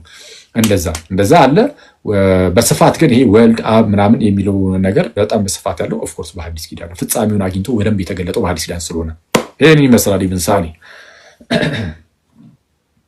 ሰዓቱን አረዳዱ ገብቶኛል። ግን በብሉይ ኪዳን ነበር አዲስ ኪዳን መብዘን የነበረበት ወይ ደግሞ ላይት ሊሆን የሚገባው ብሉይ ኪዳን ነበር ብዬ አስባለሁ። ሁለተኛ ጥያቄ ላይት መሆን የነበረበት አዲስ ኪዳኑ ሳይሆን ለብሉይ ኪዳኑ ነው አይደል? አዲስ ኪዳኑ እንትን መሆን ያለበት ምክንያቱም ቀዳሚ ነው። በቀጣዩ ብዙ ጊዜ ከክርስትናው ያ ቁርአንን ይመጋገባሉ። ብሉይ ኪዳን ለሐዲስ ኪዳን እንደ ጥላ ሆኖ አገልግሏል። እርግጥ ነው፣ ግን በብርሃንነት ደረጃ ግን ብርሃን የሚሆነው ብሉይ ኪዳን ሳይሆን አዲስ ኪዳን። ይሄ የጨለማው ዘመን ነው ሲጀመር። ብሉይ ኪዳን ተስፋ የክርስቶስ መምጣት ተስፋ የሚደረግበት ነው። በዚህ በማቴዎስ ወንጌል ምዕራፍ 13 ላይ ቅድም እንዳሳዩአችሁ እናንተ የምትሰሙትን ሊሰሙ ብዙዎች ነቢያት ወደዱ፣ የምታዩትንም ሊያዩ ይላል እና ሊሰሙ ሊያዩት ወደው ያጡት ነገር ነው አሁን የመጣው በሐዲስ ኪዳን። የመጣውም የእግዚአብሔር ልጅ ኢየሱስ ክርስቶስ ነው። እርሱም የመጨረሻው መገለጥ ነው። በዚህ በዕብራውያን መልእክት ምዕራፍ 1 ቁጥር 1 ላይ እንደተናገረው ቅዱስ ጳውሎስ ምን ሲል ከጥንት ጀምሮ እግዚአብሔር በብዙ አይነትና በብዙ ጎዳና ለአባቶቻችን በነቢያት ተናግሮ ይልና ለአባቶቻችን በነቢያት ተናግሮ ይልና ሁሉን ወራሽ ባደረገው ደግሞም ዓለማትን በፈጠረበት በልጁ በዚህ ዘመን መጨረሻ ላይ እኛ ተናገረን ይላል። ተመልከት፣ ነቢያት ከእግዚአብሔር የራቁ ናቸው። ማለትም ከእግዚአብሔር ጋር ነቢያት አንድ አይደሉም። የእግዚአብሔር የሆነውን ነገር ሁሉ ሊያውቁ አይችሉም። መቼም ቢሆን እግዚአብሔርን ያየው አንድ ሰው እንኳን የለም ተብሎ ሲነገር ማን ነው? ነቢያትንም ጨምሮ ነው። ነቢያት እንኳን እግዚአብሔርን አላዩትም ተብሎ ነው የተነገረን። ሰው በዚህ ደረጃ ላይ ሆነው በተገለጠችላቸው ልክ በጭላንጭል ያቀብላሉ። በሐዲስ ኪዳን ግን የመጣው በጭላንጭል እየተቀበለ የሚሰጥ አይደለም። ልጁ ነው በባህሪው የሚያውቀው ልጁ። ከአብ በቀር ወልድን የሚያውቀው የለም፣ ከወልድም በቀር ወልድም ሊገልጥለት ከወለደው በቀር አብን የሚያውቅ ማንም የለም ብሏል እና ስለዛ እንዲህ የሚያውቀው ልጁ በትንትን አድርጎ በመተረክ ደረጃ ሲተርከው እሱን ያዝ አድርገ ብሉይ ኪዳንን ተተርኳል። ማነው ታዩና ተተረጉመዋል። ከሐዲስ ኪዳን አንጻር ብሉይ ኪዳን ይተረጉማል። ለዛ ነው ጌታችን ኢየሱስ መጽሐፍትን ገለጠላቸው ይላል እና በዚህ በሉቃስ ወንጌል ላይ የኤማሁስ መንገደኞችንም ካስታወሳችኋቸው መጽሐፍትን ሲተረጉምልን ልባችን ይቃጠልብን አልነበረምን ይላል። ስታየው መጽሐፍ ቅዱስን ብሉይ ኪዳንን ምናልባት ለእነሱ እንደው ዝግ ነገር ሊሆን ይችላል፣ ግን ጌታ ኢየሱስ መጥቶ ግልጥ አደረገው። ልባቸው እስኪቃጠልባቸው ድረስ መጽሐፍትን ይተረጉምላቸዋል። ስለዛ በሐዲስ ኪዳን ብርሃን ብሉይ ኪዳን ልክ እንደዚህ ስንገልጠው በክርስቶስ ኢየሱስ በኩል ልባችን ይቃጠልብናል። እንደዛ ነው። እሺ ጨረስን። ኢብን ሳሌም ጥያቄ ልጠይቅ ጊዜ ስለሌለ ስላሴ ሶስቱም ያው ወልድ ከመምጣቱ በፊት የራሳቸው አካል ነበራቸው አይደል? እንደዛ አካል ከነበራቸው እና ወልድ ቃሉ ስጋን ሲዋሃድ ፎርሙን ቀየረ ነው ያ ወልድ? አይ ፎርሙን መቀየር ሳይሆን ስጋን ለራሱ የመያዝ ነው። መቀየር መለወጥ ምናምን የለም። ስጋን ግን ለራሱ ያደርጋል ነው። ስለዚህ ለራሱ ስለሚያደርግ በተለየ አካሉ ማለት ነው። ስጋን ለራሱ ስለሚያደርግ እንደ ስጋ የሚነገርለት ነገር ይኖራል ለዛ አካል ማለት ነው። እሺ መያዝ ነው። ልክ በፊልጵስዩስ መልእክት ምዕራፍ 2 ቁጥር 7 ላይ የባሪያን መልክ ያዘ እንዳለ፣ በዕብራውያን መልእክት ምዕራፍ 2 ቁጥር 16 ላይ የአብርሃምን ዘር ያዘ እንዳለ፣ እና ዮሐንስ ወንጌል ምዕራፍ 1 ቁጥር 14 ላይ ቃልም ስጋ ሆነ እንደተባለ መያዝ ነው። ስለዚህ ይዟል ነው እንጂ ወደ ሌላ ነገርነት መቀየር አይደለም። በሚልክያስ ምዕራፍ 3 ላይ እንደተነገረም እግዚአብሔር አይለወጥም፣ እግዚአብሔር አልቀየርም ይላል። አይለወጥም፣ ሌላ ፎርም ያዝ ነው። ሁለት አይነት ወልድ ኖረ ማለት ነው። አንደኛው ስጋን ያለዘው ወልድና በፊት ከአብ ጋር ደግሞ የነበረው ወልድ፣ ሁለት አይነት ወልዶች ነው ያሉት። አይ አይደለም፣ ራሱ ወልድ ነው ስጋን ያዘው እኮ። ሌላ አይነት ወልድማ ከየት ይመጣል እኮ? ራሱ ከሆነ ስጋውን ችግር የለም አንድ ልጨርስ። ራሱ ከሆነው ወልድ ያ በፊት ስጋን ሳይዘው የነበረው ፎርም፣ ምክንያቱም በፊትም አካል ነበረው ተብሎ ስለሚታመን ያ አካል ከሆነ ስጋን የተዋሃደው ኦልሬዲ ወይ ወደ ሌላ አካልነት ተቀይሯል፣ ወይ ያን ስጋ ደግሞ እንደ ፓርት እንደ ራሱ እንደ ትዊንስ አድርጎ ይዞታል ማለት ነው እኮ። አይ ኦኬ፣ ውህደት ካለ እንደ ትዊንስ ነገር እንደዛ አይደለም። የሆነ ይዞት ልክ ለምሳሌ እኔ ይህንን መጽሐፍ ቅዱስ ለምሳሌ ያስኩት አሁን ከኔ ጋር አልነበረም፣ ልክ ያስኩት ኢየሱስም ስጋ ልክ እንደዚህ የያዘ እንደዛ ማለት አይደለም። የስጋን ባህሪ የኛን ባህሪ በመዋሃድ ስጋን በመንሳት ስጋ ይዋሃድና አንድ አካል ነው የሚሆነው። ይሄ መጽሐፍ ቅዱስ ከኔ ጋር አንድ አካል አይደለም። ቢይዘውም እንኳን አየህ ከኔ ጋር አንድ አካል አይደለም፣ አንድ ባህሪ አይደለም እስቲ ማለት ነው። ቃል ግን ስጋን የራሱ ሲያደርግ ስጋን የራሱ ሲያደርግ ቀጥታ ስጋ በሱ በዘላለማዊው አካል ላይ ኢንዲቪጁዌት አድርጎ አካላዊ ሆኖ ከዛ በኋላ ከቃል ጋር አንድ ይሆናል። የቃል ገንዘብ ለስጋ የስጋ ገንዘብም ለቃል ይሆናል። ወይም የአምላክ ገንዘብ ስለ አምላክነት የሚነገሩ ነገሮች ሁሉ ለስጋ የሚሰጡ ለስጋ የሚነገሩ ነገሮች ደግሞ ለአምላክ እንዲነገሩ ይሰጡና አንድ ይሆናል። አንድ ጌታ ኢየሱስ ክርስቶስ ይሆናል። ስለዚህ ሁለት ስላልሆነ ሁለት ወልድ የለም፣ አንድ ነው። አንዱ ከአንዱ ጋር ተዋህዶ አንድ ነው የሆነው። አንዱ ከአንዱ ጋር ተዋህዶ አይደለም። አክቹአሊ ቃል ከስጋ ጋር ተዋህዶ ወይም ቃል ስጋ ነስቶ ምናልባት አንዱ ከአንዱ ጋር ተዋህዶ ስል ቃል የሚባል ነው ኖሮ ሰው የሚባል ኖሮ ከዛ ወደ ውህደት መጡ እንዳይባል ማለት ነው። ቃል ነበር መጀመሪያ፣ ከዛ ስጋ ነሳ ነው። አስቀድሞ ስጋ ጌታችን የነሳው ስጋ ማለት ነው ኖሮ ከዛ በኋላ ሳይሆን የተዋሃዱት ቃል መጥቶ ነው ስጋን እዛው ፎርም አድርጎ ተዋህዶ። ምን መለያየት የለም። ስጋ ፎርም በሚደረግበት ሰዓት በሚዘጋጅበት ሰዓትና በሚዋሃድበት መካከል ምንም ልዩነት ሳይኖር የጊዜ ልዩነት ሳይኖር እዛው ይዋሃደዋል። ከዛ በኋላ ከመቤታችን በስጋ ይወለዳል። ኦኬ። ስለዚህ ኢየሱስ ሳይወለድ በፊት ስጋ የለውም አይደል? የለውም በፍጹም። ስለዚህ ያ ስጋ ሳይኖር ቃል ለብቻው እየኖረ ነበር ማለት ስጋን ሳይዋሃድ። በኋላ ግን ስጋን ከተዋሃደ ኦልሬዲ ፎርሙን ቀይሯል አይደል? ያ ስጋ ከሌለ ስጋን ከያዘ የስጋ የያዘ አይነት ቃል ይዟል ማለት ነው። አሁን ቃል ያለ ስጋና ቃል በስጋ ማለት ነው። ፎርም መቀየር ማለት ምን ማለት መሰለ? ለምሳሌ ወረቀት አለ አይደለ? እሺ ቀጥታ ከመጽሐፍ ቅዱስ ላሳየ። የመጽሐፍ ቅዱስ ይሻላል። ለምሳሌ የሙሴ በትር እባብ ሆነች ይላል። የሙሴ በትር እባብ ሆነች ሲል አስቀድሞ በትር ነበረ። የበትር ፎርሙን ይቀየርና እባብ ይሆናል። ቃል ስጋ ሲሆን ልክ እንደዛ የቃልነት ፎርሙን አልለወጠም፣ አልቀየረም። ሳይቀይር ነው ስጋን የያዘው ነው። መቀየር የሚባል ነገር የለም። ወረቀትን ልክ ስታቃጥለው አመድ ይሆናል። አመድ ሲሆን ፎርሙን ነው የሚቀየረው። የወረቀት ፎርሙ ተቀይሮ የወረቀት ፎርሙ ወደ አመድነት ይቀየራል። የቃል ፎርም ግን አይቀየርም። ሳይቀየር እንደዛው እንዳለ የማይታይ የማይዳሰስ የማይራብ የማይጠማ የማይሞት ሕያው ማንም ሊቀርበው በማይችል ብርሃን ውስጥ የሚኖር ሲሆን የሚራብ የሚጠማ ምናምን ያንን የሚደክም ሞት የሚስማማውን ስጋን የራሱ ያደርጋል። ያ ፎርሙ ሳይቀየር። ስለዚህ የፎርም ለውጥ አይመጣም። ኦኬ። ኢየሱስ ስጋው ጌታ አይደለም? ጌታ ነው ታዲያ። ኦኬ እሺ፣ ቴንክ ዩ። በቃ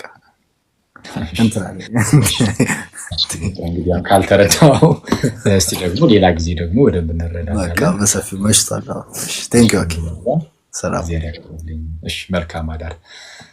ያው ጋይስ ዛሬ ጥሩ ጊዜ ነበረን ብዬ ተስፋ አደርጋለሁ። ብዙም ጭቅጭቅ አልነበረም። ጌታ ይመስገን። ስለዚህ እግዚአብሔር እናመሰግናለን።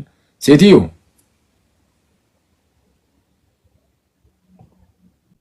እቺ ተኛች እንደዚህ ተቀምጣ ትንሿ ያለች በጌታ ስንት ጊዜ እቺን ሰው ካገኘኋት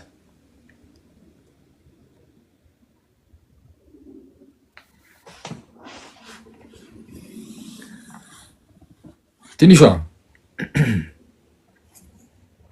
እኔ የመጣሁት እኔ ታኝቼ ነበር። እንዴት ናችሁ? ነው እንዴ? አለን ይመስገን አምላክ። እንዴት አለሽ? አለሁ። ሰላም ነው? አለን ይመስገን አምላክ። ጥሩ ይዛችኋል። ሰሞኑን ደግሞ እስቲ አልፎ አልፎ ዝም ብለን ትንሽ ነገር እንግባ ብለን። እሺ ጋይስ በቃ እንትን ያው እንግዲህ ኦልሬዲ 6 ሰዓት ሆነ። ሚድናይት ነው፣ ሌሊት ላይ ነን። መግባት የምትፈልጉ ሰዎች ልትኖሩ ትችላላችሁ። ደግሞ እናንተ ትገባላችሁ ሌላ ሰዓት። አሁን በጣም ደክሞኛል፣ መውጣት ስላለብኝ ነው። ገስት ላይ አሁን ትታዩኛላችሁ። እነ ብስሬ ምናምንም አይቻለሁ። ብስሬ ዘማሪ ብስሬ በቅርቡ ብስሬ በአንድ ነገር ሰርፕራይዝ እንደሚያደርገን እያወራን ነው ትላለህ እና በጣም ልወጣ ስለሆነ ነው ያላስገቧችሁ። በጣም ይቅርታ አድርጉልኝ፣ በጣም ደክሞኛል። ከብስሬ ጋር ግን ያው ጠብቁ። ብስሬ ነህ አንድ ሰርፕራይዝ ይኖረዋል መሰለኝ በቅርቡ። አለም ሰላም ላንቺው፣ ደህና ነሽ? እግዚአብሔር ይመስገን ሰላም ብያለሁ። እንዴት ናችሁ? ቃሎት ያሰማልን። አኬ ይህን ነገር አደራ ማለት እኔ አሁን ደስ ስላለኝ ነው የገባሁትና አደራ እንዳታቋርጥብን። ቢያንስ በሳምንት 2 ወር ደግሞ 3 ብቻ ባለ ሰዓት ይህን ነገር አደራ አኬ አደራ። እሺ እናመሰግናለን። መልካም አዳር ጋይስ፣ ሁላችሁም ቻው።